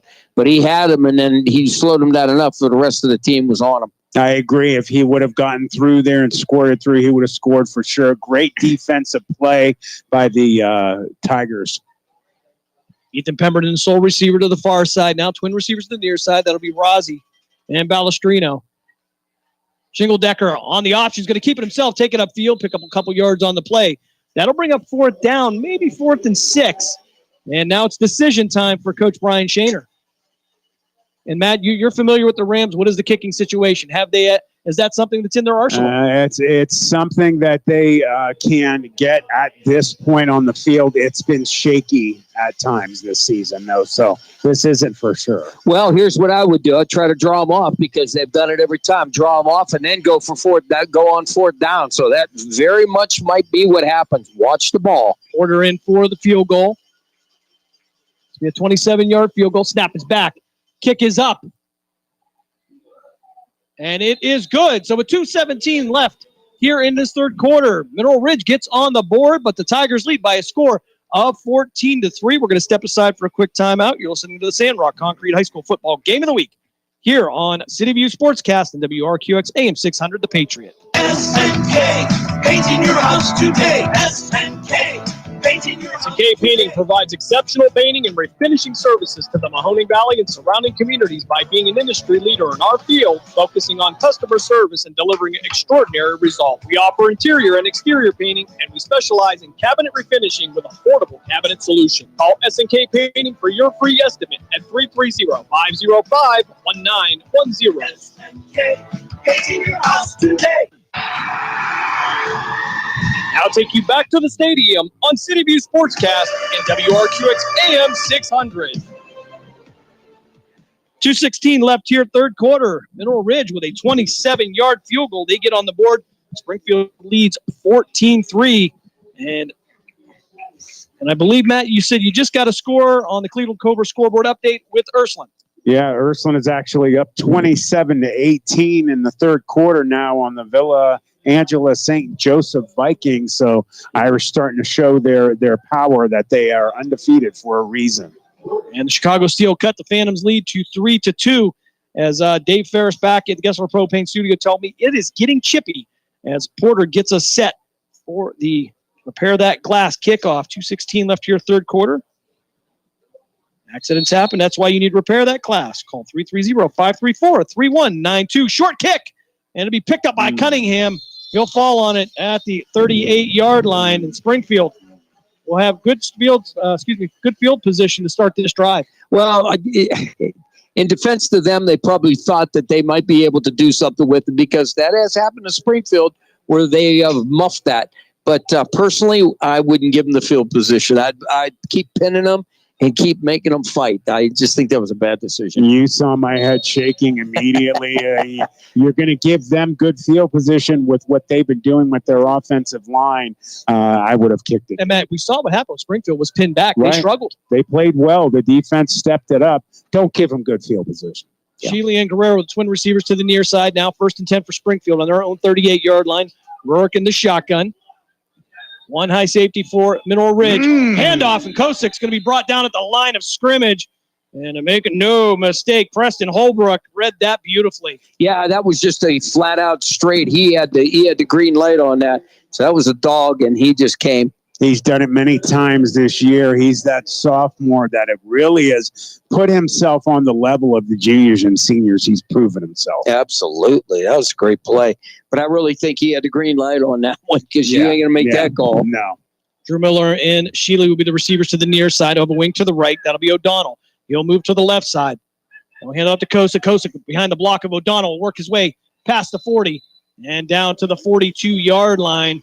And there'll be a pickup of 4. It's going to be 3rd and 6 now for Springfield. Well, I just want to tell you, if they're running a tight end, if you watch the alignment of the linebackers, they are very close to the line of scrimmage. I would run, I'm telling you right now, I would run a dump play. You would be still running on it. Great job by number 62, senior Zach Stacy, doing a great job defensive line-wise, making a good play there, getting his tackle. Rourke under center now. They'll have a wing to the right. O'Donnell will be the tight end to the right. They'll pitch this one out to Kosik. Kosik trying to get to the edge. He'll get around Holbrook. He'll make it past the 50 into Mineral Ridge territory, down past the 40, and he'll be brought finally down at the Rams' 39-yard line. 1st down for Springfield. Just 51 seconds left here in this 3rd quarter. That looked like a pull and pin on the outside. I mean, they sealed everything down. There was nobody there. One defensive end or back was in there. I didn't get a number, and I thought he was going to get in there and get it. And they've had a problem with that, running deep and wide around the ends and throwing deep over the middle. I formation. Rourke will go under center with twin receivers to the far side. They'll give it to Kosik. Kosik up the middle. Initial contact made. Kosik will still pick up a couple of yards. He drug a couple of Rams defenders with a great collision at the line of scrimmage. That was going to be, Monet and Squarick. Yeah, Corey Square came up and he brought the noise that time. Big hit by the senior. Good job. They looked like they sent the house on that one. They had at least 4 or 5 white jerseys in the backfield in the handoff. So Springfield's got to make some adjustment on this. This is what they have to do. They have to put pressure on them if they're going to hope to stay in this matchup. And that is going to bring us to the end of the 3rd quarter here in New Middletown. Springfield still with a 14-3 lead over the Mineral Ridge Rams. We're going to step aside for a timeout. You're listening to the Sandrock Concrete High School Football Game of the Week here on City View Sportscast and WRQX AM 600 The Patriot. SNK, painting your house today. SNK, painting your house. SNK Painting provides exceptional painting and refinishing services to the Mahoning Valley and surrounding communities by being an industry leader in our field, focusing on customer service and delivering extraordinary results. We offer interior and exterior painting, and we specialize in cabinet refinishing with affordable cabinet solutions. Call SNK Painting for your free estimate at 330-505-1910. SNK, painting your house today. Shining Stars Dance and Baton in Niles, Ohio is home to state, regional, national, and international world champions. They offer a wide variety of classes for ages 2.5 and up for boys and girls. Celebrating over 31 years in business, the excellent staff of instructors will help take your baton twirling skills to the next level. Shining Stars would like to wish all the cheerleaders, dance line, band, feature twirler Amira, and players a successful season. Go Rams! Now take you back to the stadium on City View Sportscast and WRQX AM 600. Final 12 up on the board here. Springfield 14, Mineral Ridge Rams 3.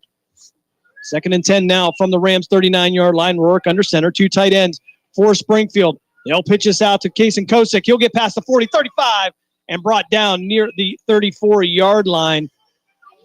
And that'll be a pickup of 5 for the Springfield Tigers. And see, again, this is the adjustment that they made. They saw that they couldn't run inside, so now they're starting to attack outside. What's going to happen is them backers are going to have to scrape out a little bit and back up because they're going to get caught in the wash. Good job by number 12, Matt Monnier, on the tackle there for the Ridge Rams. He's had a pretty good game so far. Drew Miller, the sole receiver to the far side now. Lamp will be the tight end to the right. O'Donnell to the other side. Hand off to Kosick. Kason Kosick fighting his way forward. He'll pick up a couple of yards. He's going to be short, I think, of the first down. Oh, no, they're going to say he got the first down. Looked like he might have been a little bit short. It was hard to tell in the scrum, but first down now. Oh, they're actually going to say fourth and about a half a yard there, guys. They stopped the clock for a moment. 11:18 left here in this game, and I would demand a measurement on that one. I would ask for. You got to ask for a measurement. I agree. And our referee Len Holman says we are going to take a timeout and have a measurement. And while we do that, we have an opportunity to take a look at the Cleveland Cobras scoreboard update. Of course, this final fourth quarter is brought to you by Lena's Pierogi House in Hubbard, your home for the area's best variety of pierogies. Visit Lena's Pierogi House on Facebook to see the weekly lineup of available flavors for dine-in or carry-out. Call 234-254-8532. As we have the measurement here, we'll take a look at a couple scores from around the area. Mooney was trailing Warren Harding by a score of 9-7. Brookfield 35, Campbell nothing. As the chains now will be pulled tight. And referee Len Holman says about a link.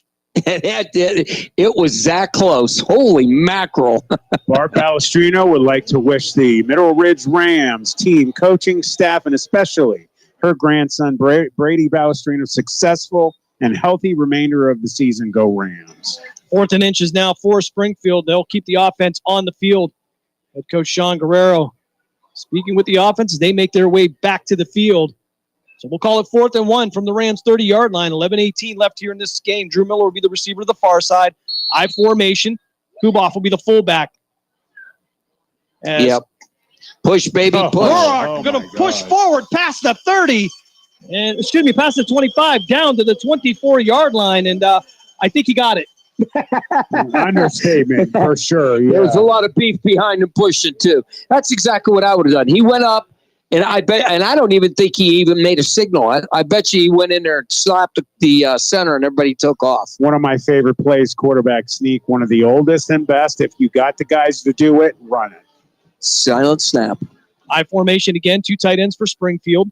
1st and 10 at the 24-yard line. Rourke back to pass, fires over the middle, has a receiver open, and it's going to be dropped in the end zone. It went in and out of the hands of a Springfield receiver. That's going to be Dylan Sheely, and it was a big opportunity for the Tigers. Yeah, Zach Stacy just got a personal foul, tack on 15 for popping the quarterback. Oh, he hammered him. Holy mackerel. So that's 15 yards roughing the passer. Fortunately, Colton Rourke, 6'3", 200 pounds, so he can take a little bit of a hit. Well, he came up, and he was happy and said, thank you very much. Cleveland Cobra scoreboard update. The Poland Bulldogs now trail the Girard Indians by a score of 28-24. That's huge. Interesting. Hey, good coaching staff there. They know how to win there at that school. Wow. 1st and 10 now for Springfield at the Rams' 12-yard line. 10:45 left here, fourth quarter. Guerrero, the receiver, to the near side. They'll go 2 tight ends. Kuboff, the wing to the left. They'll pitch it out to Kosick. Kosick going to cut up. And he may have picked up a couple of yards on the play. Not much room to run. I'll tell you what, though, he kept fighting.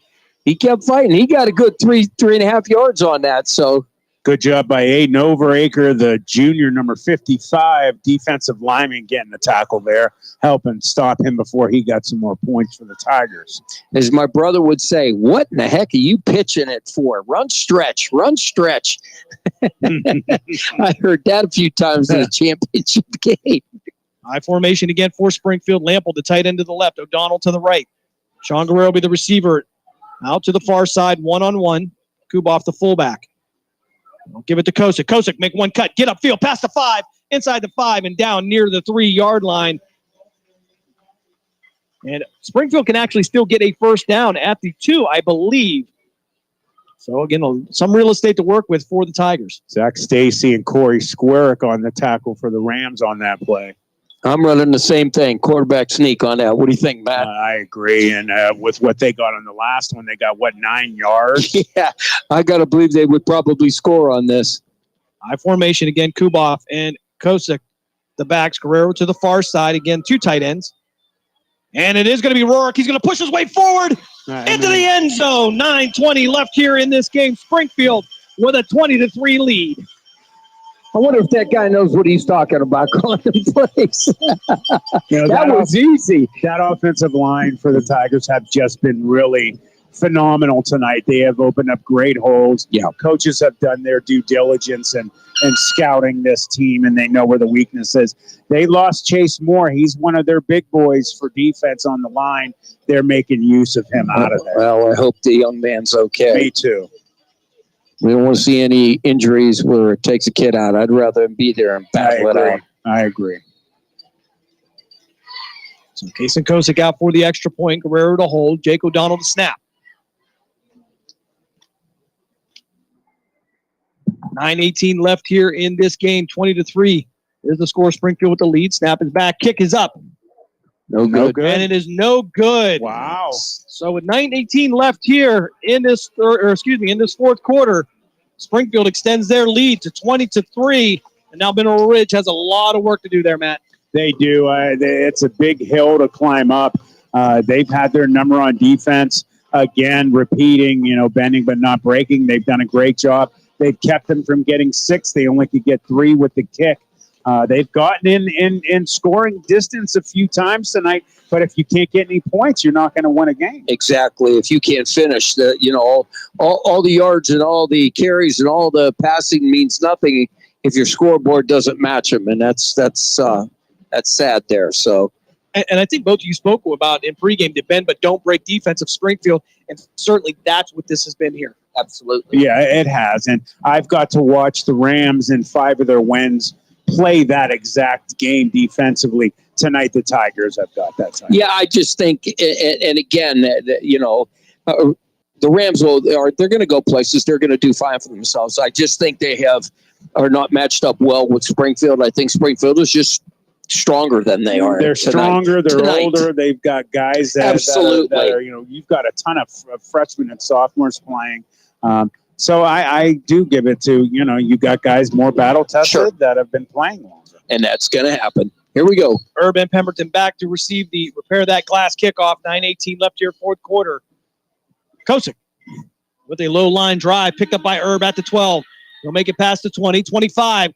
Try to cut to the outside and be brought down at the 32-yard line. Davin McKinney on the tackle for the Springfield Tigers. Again, this fourth quarter is brought to you by Lena's Pierogi House. Lena's Pierogi House in Hubbard is your home for the area's best variety of pierogies. Visit Lena's Pierogi House on Facebook to see the weekly lineup of available flavors for dine-in or carry-out. Call 234-254-8532, and we have had that damage, let me tell you. I want to tell you something, though, but we have to put in that commercial. I'm telling you, I say it every week. Every week. We got to talk about the chicken paprikash because it's amazing. You just like saying that word. I love it. It's good, though. It is great. If it's made right, it's excellent. Oh, it's got a little burn to it. Palestrino will be the slot receiver to the far side in the twin set. Hand off to Russell off the left side. He'll try to stretch it out past the 31 and be brought down by Kuboff at the 32-yard line.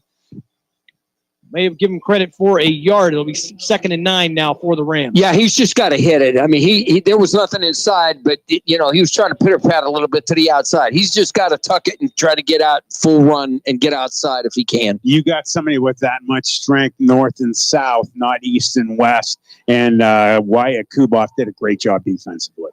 Pemberton, Balestrino, twin receivers to the near side. Option to the far side. Pitch out to Irvin. It's going to be undercut at the 30-yard line. And unceremoniously brought down by Carson Cunningham. And I don't know if Cunningham didn't maybe take the worst of that hit. I want to tell you heard us, the press box next to us and the stands all at one time heard of, that was a monster hit. Yeah, huge play by junior Carson Cunningham, 6 feet, 175. He took him low, which is where you need to take Herb. Trip receivers to the near side now, 3rd and 9 from the Rams' 33-yard line. Shingledecker, 3-step drop, back to pass, fires out to the right. This ball almost picked off by Hayden Pavlock. Went off his hands into the Springfield sideline. That's going to bring up 4th down for the Rams. Wow, he had that pick. That would have been an outstanding play on his part. But that was a good throw because I'll tell you what, he threw it in between two Springfield defenders, and if his receiver would have got it, it would have been a little bit better for him. If he would put a little more meat on those passes, he got it. High over and punt. Ball landed at the 41-yard line in Springfield territory to roll. Down near the 31-yard line, and that's where the Tigers will take over. 1st and 10, 7:40 left here in this fourth quarter. Tigers with a 20-3 lead. Update, Matt, here on the Cleveland Cobra scoreboard update. I say Matt because I know you get excited about this. Ursuline in the third quarter leads by a score of 28-18 over Villa Angela St. Joseph. Go Irish, baby. Keep it going. Ursuline undefeated. They could be ending up going into week 9, 8-0. The Irish are on fire right now. Thank you to Ryan Bonacci for those scores coming in from the game. Thank you, Irish brother. Sheely and Guerrero now the receivers to the far side. Rourke now going to be in the shotgun. Kosick to his left. Again, 2 tight ends for Springfield. 1st and 10 from the 31-yard line. They'll give it to Kosick. Kosick make one cut. Get inside. Past the 40. 45. And he'll fight his way down near the 49-yard line, near the midfield stripe. That'll be a first down for Springfield, and a late flag will come in from the back judge. I think that's going to go against the Tigers.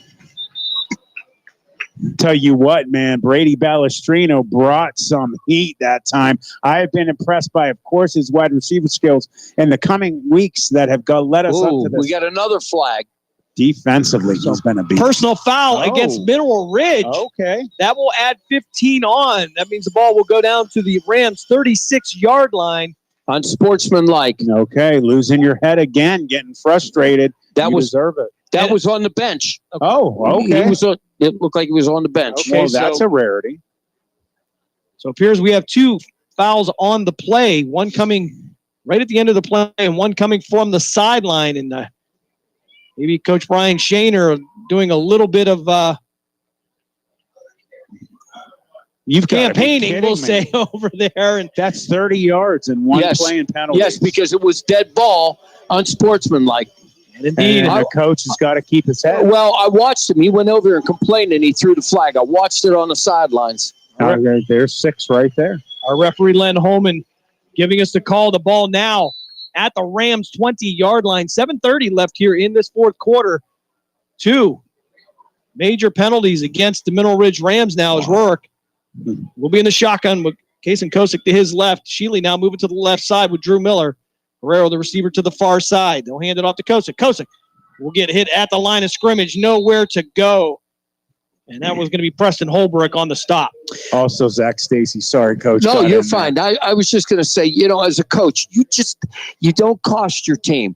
Okay, yeah, I get frustrated. I've been yelled and screaming and everything. I'm getting bad looks by this guy sitting next to me. But when did you see me ever get a 15-yard penalty, my friend? Well, we avoided that by virtue of carrying you off the field a couple of times. So, I mean.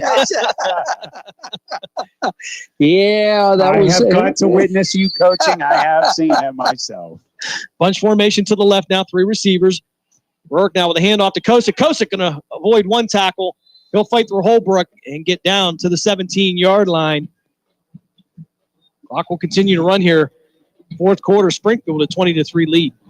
Brady Balestrino and Caden McCune in on the tackle for the Rams that time. Cleveland Cobra scoreboard update. Poland now retakes the lead 31-28 over Girard. A back-and-forth affair over at Arrowhead Stadium. That's got to be a huge matchup with tons of fans. Noah Trogio now in the backfield. Rourke under center. Sheely to one and Guerrero to the other. 3rd and 7 at the 17. Pitch out to Trogio.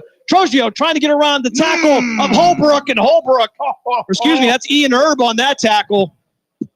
And Trogio paying his dues here at the varsity level. I want to tell you something. He had the corner, and Erb come up and just nailed him. That's the difference between a young speed and a senior speed, because he ran him down, baby. Yeah, he filled, baby, and his defensive coach, coordinator, Chet Allen, is very happy right now. That is how you feel, young players. Absolutely. Ian Erb, everything he was advertised to be by Coach Brian Shaner. Yep. He is a definite all-star. So 34-yard field goal attempt, 37 by Kosick. Kosick, ball up in the air, and it is good. So at 5:03 left here in the fourth quarter, Springfield takes a 23-3 lead over the Mineral Ridge Rams. We're going to step aside for a timeout.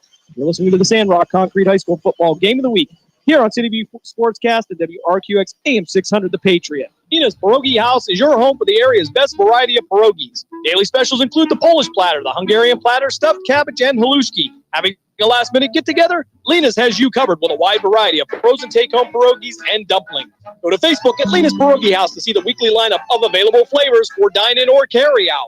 Catch the best at Lena's Monday from 10 a.m. to 4 p.m. and Tuesday through Friday from 10 a.m. to 8 p.m. 20 North Main Street in Hubbard or call 234-254-8532. Now take you back to the stadium on City View Sportscast and WRQX AM 600.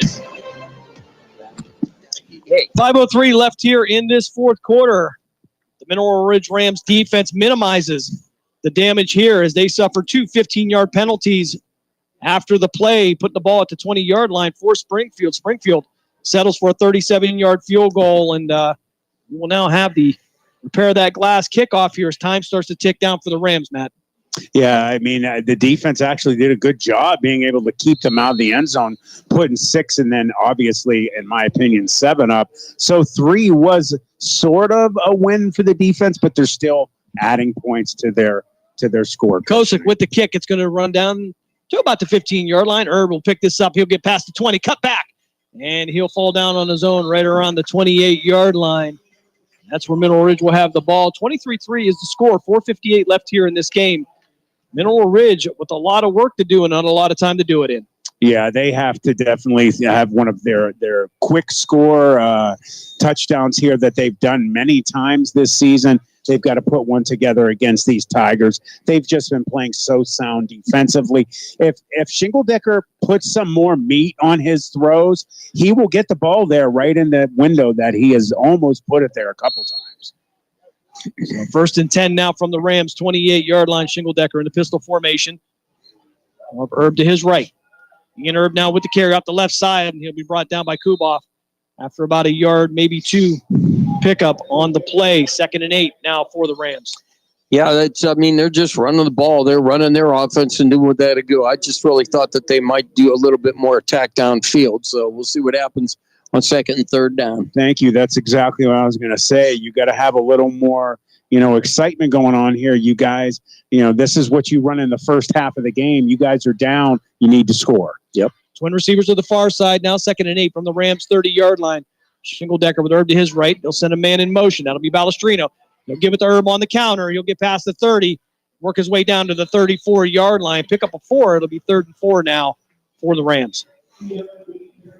Good job by Hayden Pavlock for the Tigers. He made a nice tackle. Open field. It's not easy to tackle him. You guys got a player down, too.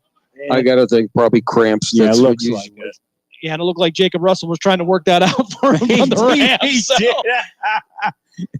That's some great. There you go. Well, let's work that cramp out here late in the fourth quarter. 4:05 left here in this game, and take a look at some of the scores from around the areas. Massillon takes a 28-7 lead over Austintown Fitch. Brookfield leads Camel 35-0. Cardinal Mooney starting to pile up the points here now. 21-9 is the score. Cardinals with the lead. Crestview over Champion 23-10. Columbiana 28-7 over East Palestine. Hubbard trails Lakeview by a score of 21-14. Liberty with a 28-7 lead over LeBray. McDonald leads Wyndham 40-6. South Range, they continue their dominance 35-7 over Niles. Struthers 34, Youngstown East 8.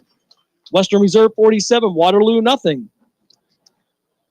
Ursuline still up 28-18 in the third quarter is the last score I have from Max Preps. Canfield 21, Holy Name 2. Cheney leads Howland by a score of 33-7. Looks like everybody's alma mater's doing well tonight.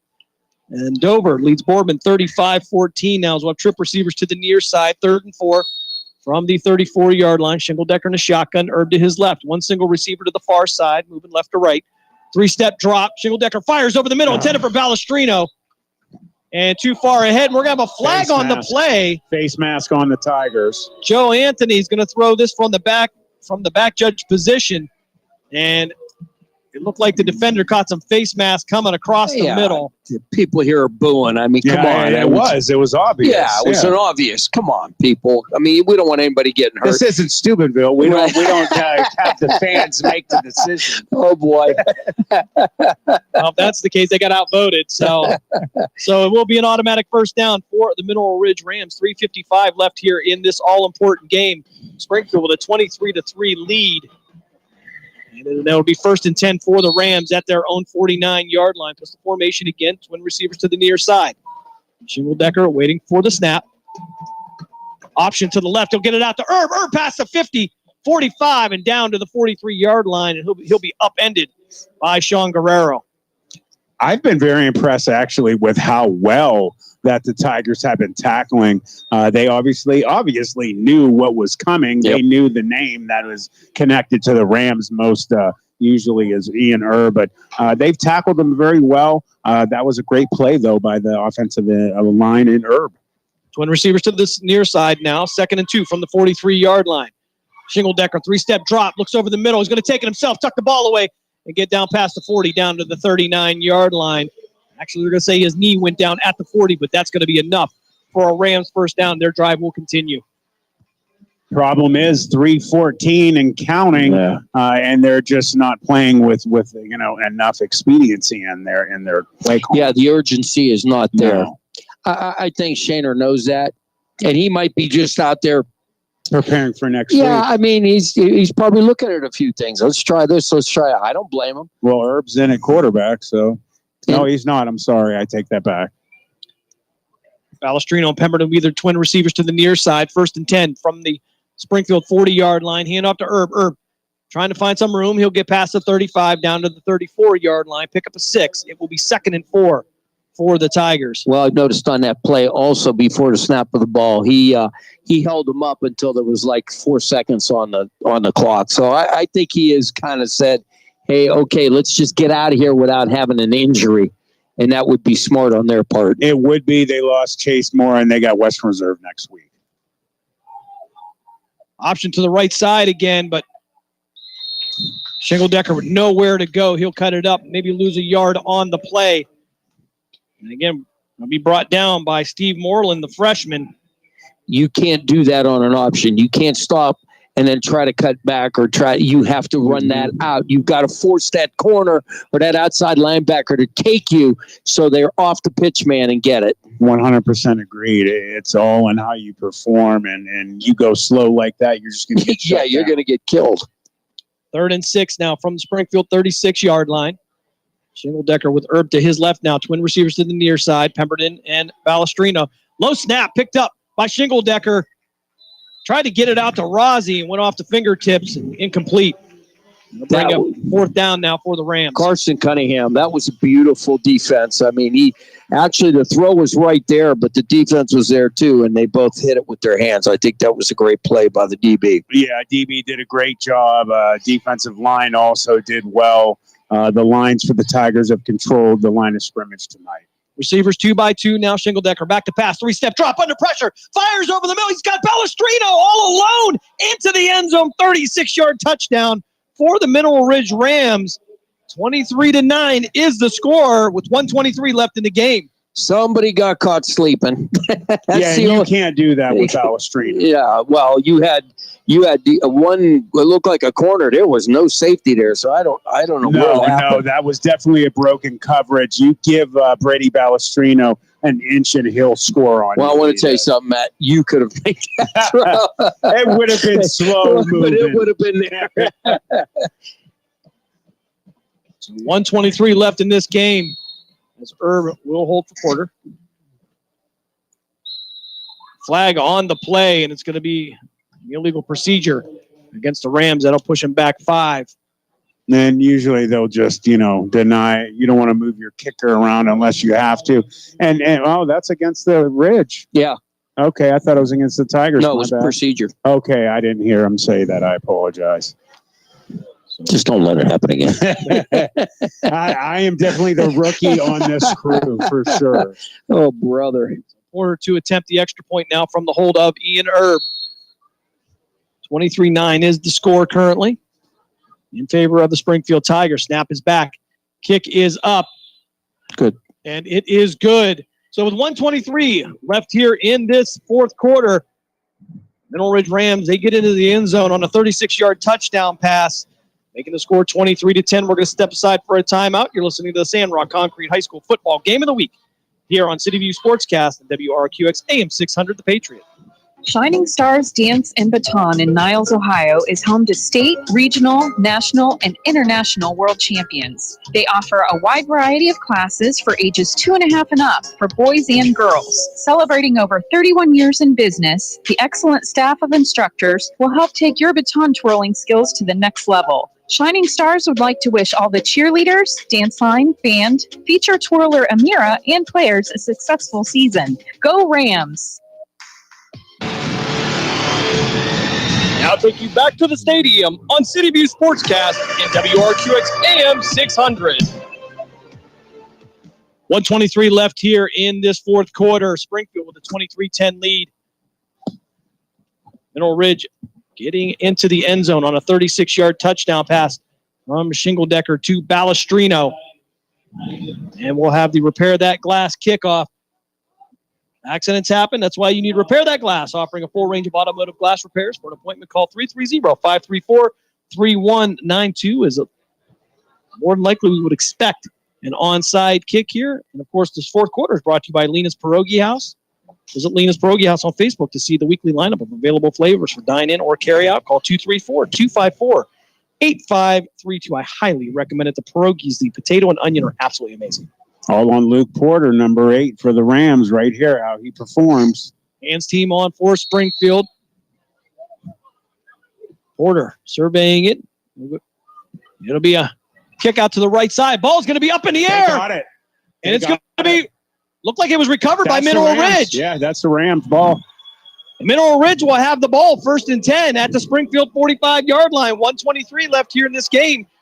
3 timeouts for the Rams, so there is hope for Mineral Ridge. Wow, that was giant. Perfectly done. They had all their best players with their backs turned to us, Coach. Yeah, I'll tell you what, that was a great kick. I mean, it hit, bounced, and got up in the air.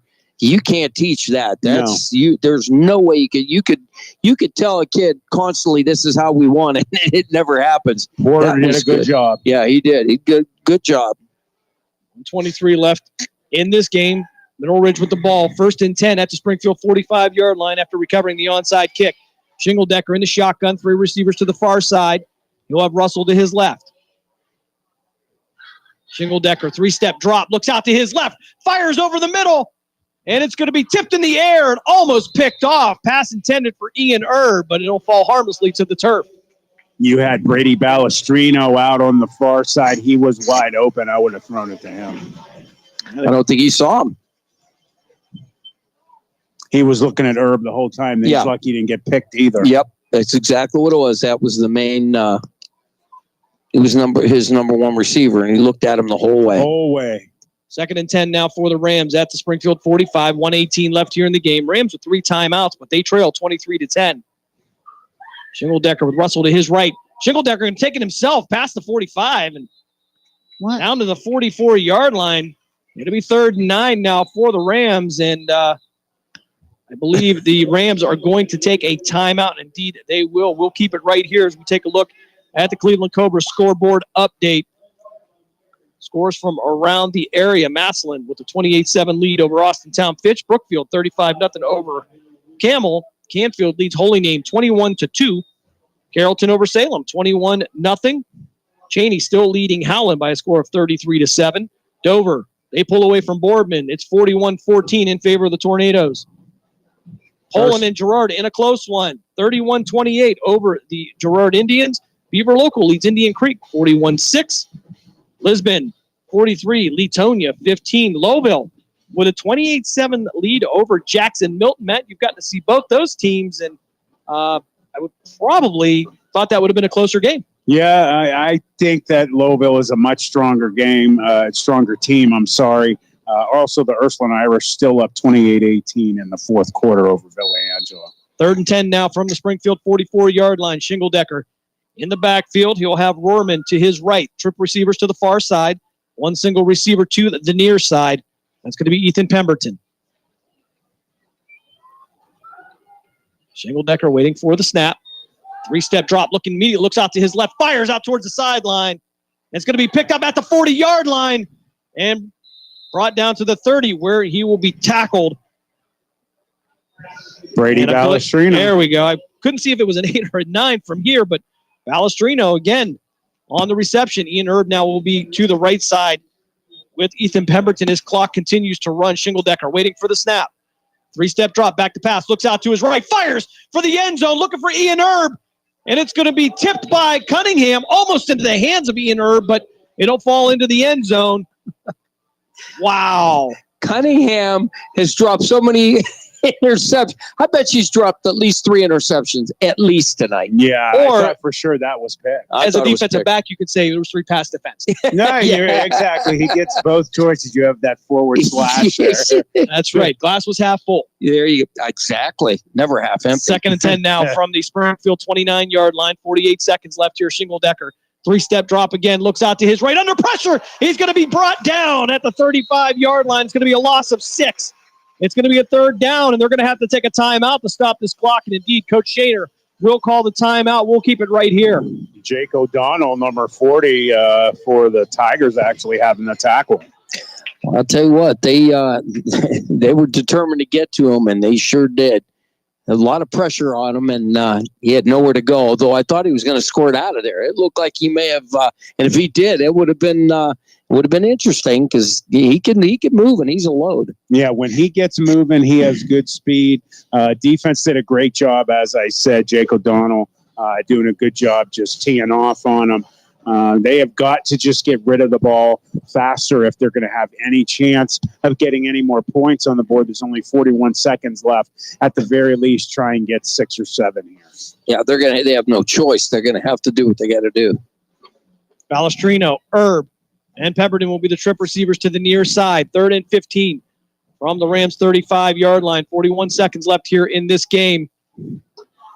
Rams with 1 timeout left. Shingledecker back to pass, looking out to his right. Fires over the middle. And it's going to be incomplete, looking for Balestrino, but just couldn't connect on it. Yeah, he threw that one. It was way ahead of him. I think he may have felt a little bit of pressure. He just pulled the trigger a little bit too quick. Yeah, errant pass. I agree with you 100%. The Tigers are doing a good job getting a little bit of penetration there. He just got some nervous feet and got rid of the ball, threw it in front of him. Right, and they're dropping everybody back. Believe me. 4th and 15 now for the Rams. Final play for the Rams offense. If they can't convert, 37 seconds on the clock. 1 timeout left for the Rams. Shingledecker back to pass under pressure. He's going to slip a couple tackles, and he's going to be brought down at the 32-yard line, and that should do it. Springfield will finish off Week 8 with a 23-10 win over the Mineral Ridge Rams. And again, an entertaining game, gentlemen, here, but Rams just having some trouble there under pressure. Again, you talked about the urgency that really didn't look like it was there. Yeah, there's no doubt. And again, I just think, and they did. This has been a close game. They really did, taking nothing against the Rams. But again, I just think that Springfield's a little bit more stronger than them. That's all. And we're better with them, and we're better tonight. That's all. They didn't make as many mental errors. You had 2 back-to-back 15-yard penalties on the last score with the kick. But they proved that they can play with the better teams. Absolutely. That's a young football team. Victory formation for Springfield. 29 seconds left here. We'll take a knee. And that should wind it down here in New Middletown. Springfield 23, Mineral Ridge 10. As we let the last 15 seconds officially tick off of the clock. Springfield will be 6-2 going into next week. Mineral Ridge will fall to 5-3. And that will bring us to the end of this one. Week 8 is in the book. Springfield gets the 23-10 win over the Mineral Ridge Rams. We're going to step aside for a timeout. When we come back, we'll give you a scoring recap. Guys, we'll talk about some of the scores from around the valley. We'll wrap this one up from New Middletown. You're listening to the Sandrock Concrete High School Football Game of the Week here on City View Sportscast and WRQX AM 600 The Patriot. We're back after this.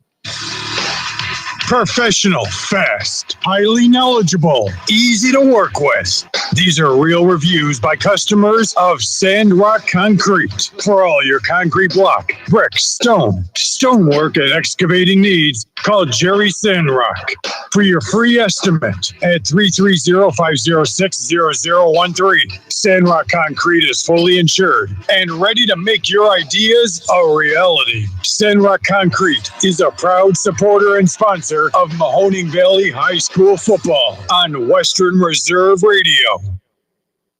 Catch all of the spring and summer action of Cleveland Cobras minor league football on Western Reserve Radio. Follow the Cobras as they compete against teams from around the region in pursuit of a Tri-Point Football League championship. And if you're looking to continue your football career after high school, college, or even the pros, or to be part of the Cobra staff, go to Facebook at Cleveland Cobras Football. Or contact owner Jesse Caldwell at 330-416-3442. Be a part of the excitement of Cleveland Cobras football.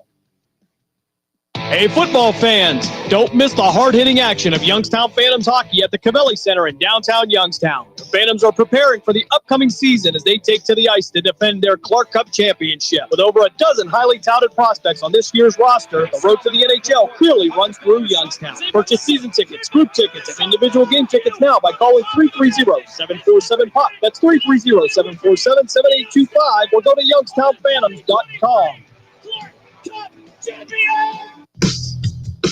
Meludic Live is your home for high school sports. We have all the scores on our social media platforms throughout the games. Enjoy our timely updates from local area schools year-round. You won't get the consistency and reliability from anyone else. Our number one priority is servicing our fans and getting them live news as it's happening. Follow us on social media, Twitter, Facebook, and Instagram at Meludic_Live. And remember, our fans come first. Whether you are a professional football champion or a fantasy football champion, Martusio Chiropractic is the place to recover from all your sports injuries. Proudly serving Trumbull County, Martusio Chiropractic is located at 369 Niles Cortland Road in Warren. Martusio Chiropractic accepts most insurance plans, now accepting new patients and offering some same-day appointments. For more information or to make an appointment, call Martusio Chiropractic at 330-856-9595. Lena's Pierogi House is your home for the area's best variety of pierogies. Daily specials include the Polish platter, the Hungarian platter, stuffed cabbage, and halushki. Having a last-minute get-together? Lena's has you covered with a wide variety of frozen take-home pierogies and dumplings. Go to Facebook at Lena's Pierogi House to see the weekly lineup of available flavors for dine-in or carry-out. Catch the best at Lena's Monday from 10 a.m. to 4 p.m. and Tuesday through Friday from 10 a.m. to 8 p.m. 20 North Main Street in Hubbard or call 234-254-8532. Mill Creek Golf Course is now open. Experience the Donald Ross Championship design of both courses, where you can book a tee time online at millcreekmetroparks.org. Mill Creek features a newly remodeled golf shop, new cart paths, and is a Callaway certified club fitting facility with demo days. The PGA professional staff is now accepting golf outings and leagues. For more information, call 330-740-7112 or stop by and see what all Mill Creek Golf Course has to offer you. Now take you back to the stadium on City View Sportscast and WRQX AM 600. One last time here from Springfield Tiger Stadium in New Middletown. The Tigers with a 23-10 win over the Mineral Ridge Rams.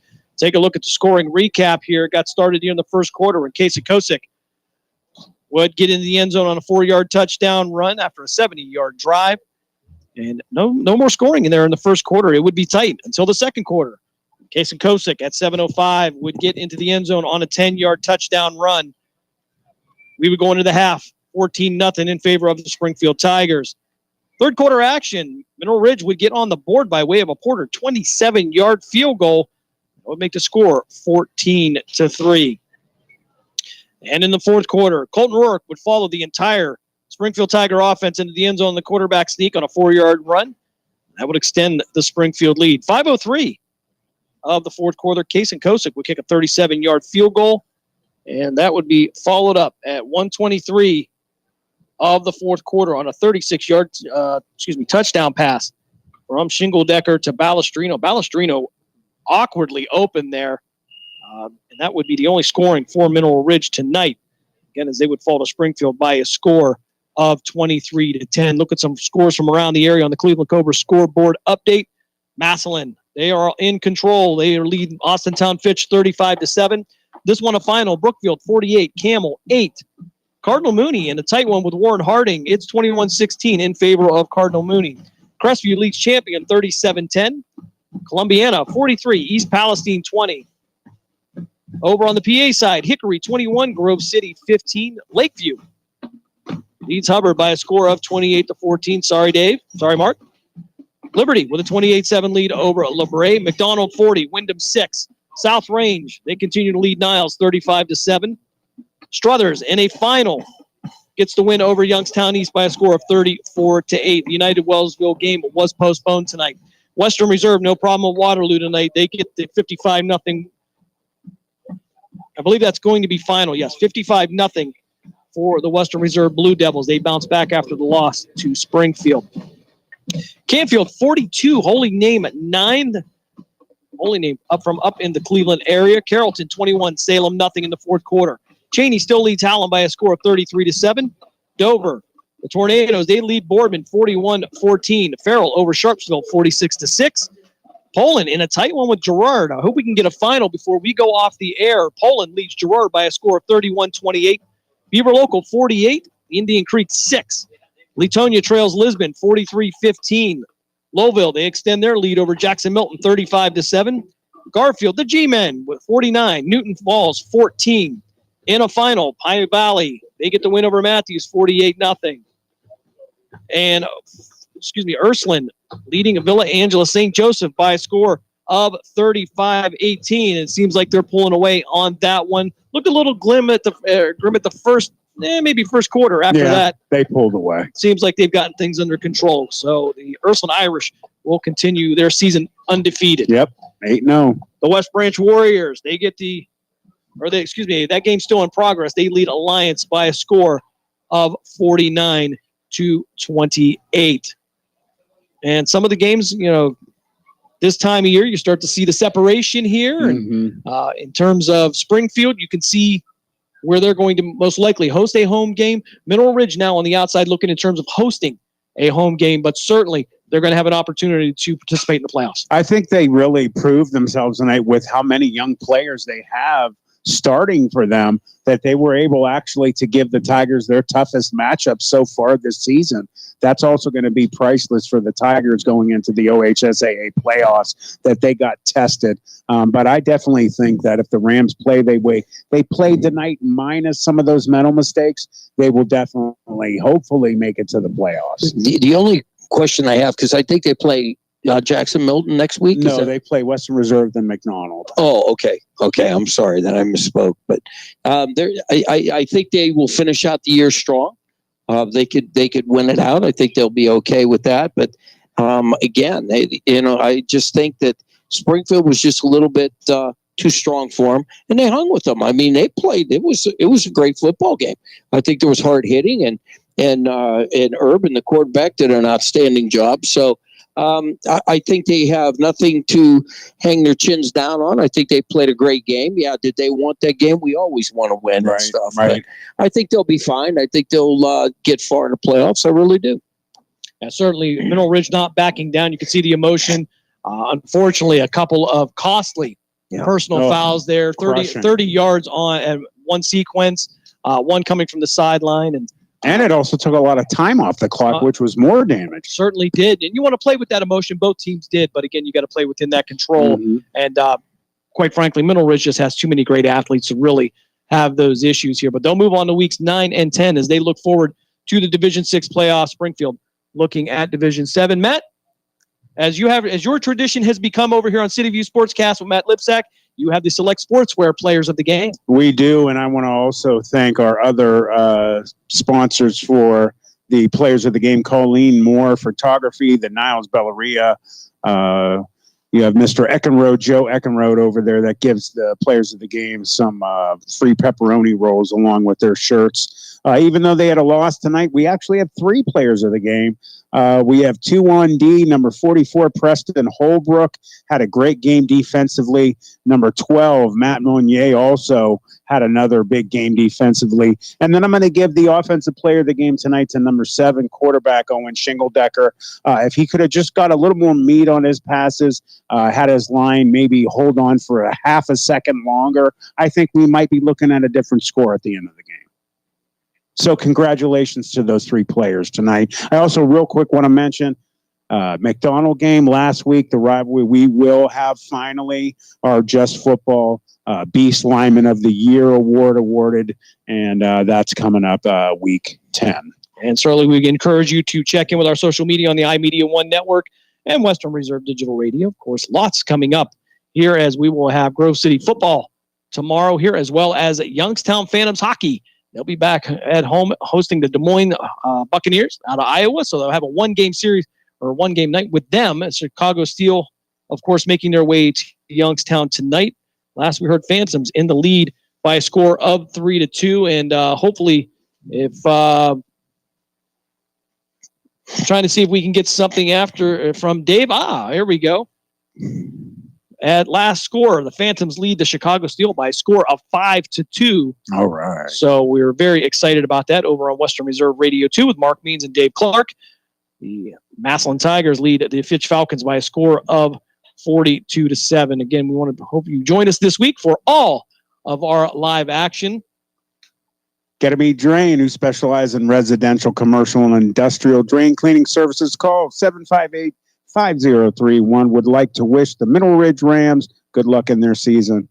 Thanks, Jim. And they got 2 weeks left here to put some points up here. And again, a great opportunity for them, I think, still to move into a better position in terms of playoffs.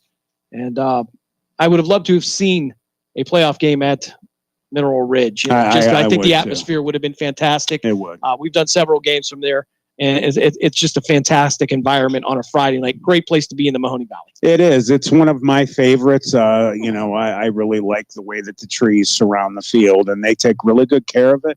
The people put on a good show, so hopefully they can eke out, at least maybe 2 more wins. That will definitely help them in their playoff berth. And not to mention, it's a short drive from your house. Right. You can't deny I just want to mention, you said Get Me Drain. Mm-hmm. They were at my house about a month ago. There you go. And I've used them many a time. Well, perfect. They're good people. One of our good sponsors. Yep, and I used them. And certainly we appreciate them. That is what gives us the opportunity to do what we do on Friday nights. Again, check in tomorrow for Grove City football here, 3 o'clock on Western Reserve Radio 2. The Youngstown Phantoms host the Des Moines Buccaneers. That's going to be 6:45 pregame, 7:05 puck drop. And, of course, all during the week, starting on Tuesday at 5 p.m., by all means, with Mark Means, and coming up on Wednesday. It's on Wednesday. Thanks, Dave. 5 o'clock, it'll be the Dump and Chase podcast as they cover the Youngstown Phantoms and all the USHL action. And then at 6 o'clock on City View Sportscast and Western Reserve Radio, a little show we have called Just Football with Matt Emsch. Yeah, I'm really happy to be back. I'm happy that everything, has been working and staying on the air and working perfectly. You guys do a great job, and I appreciate the help. And always having the right equipment definitely makes a nice job easier. The magic of the roadcaster. Yeah, it is. Join us next Friday also as the Springfield Tigers will head up to Trumbull County. They'll take on the McDonald Blue Devils. 6:35 pregame, 7 o'clock kickoff right here on the iMedia One Network. So for the coach, Bob Gessler, for Matt Emsch, for Dave Ferris and Brandon Fisher back in the Gessler Propane Studio, I'm Jim Craven. Thanks for joining us here on this Friday night. Once again, Springfield Tigers, they get a 23-10 win over the Mineral Ridge Rams, and I hope you have a fantastic weekend, everybody. Good night. Good night, everybody.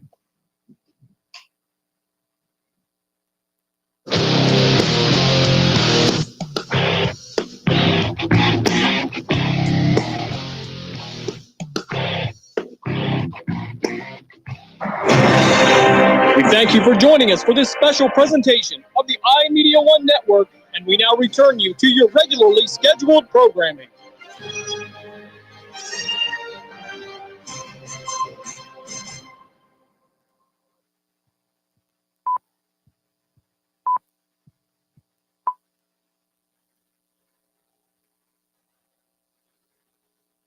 Hello, Kubo. What have you got planned for today? Come on, this way. Adventure can be found anywhere, but the best place to start is in the forest. It's the most powerful magic there is. Head outside to discover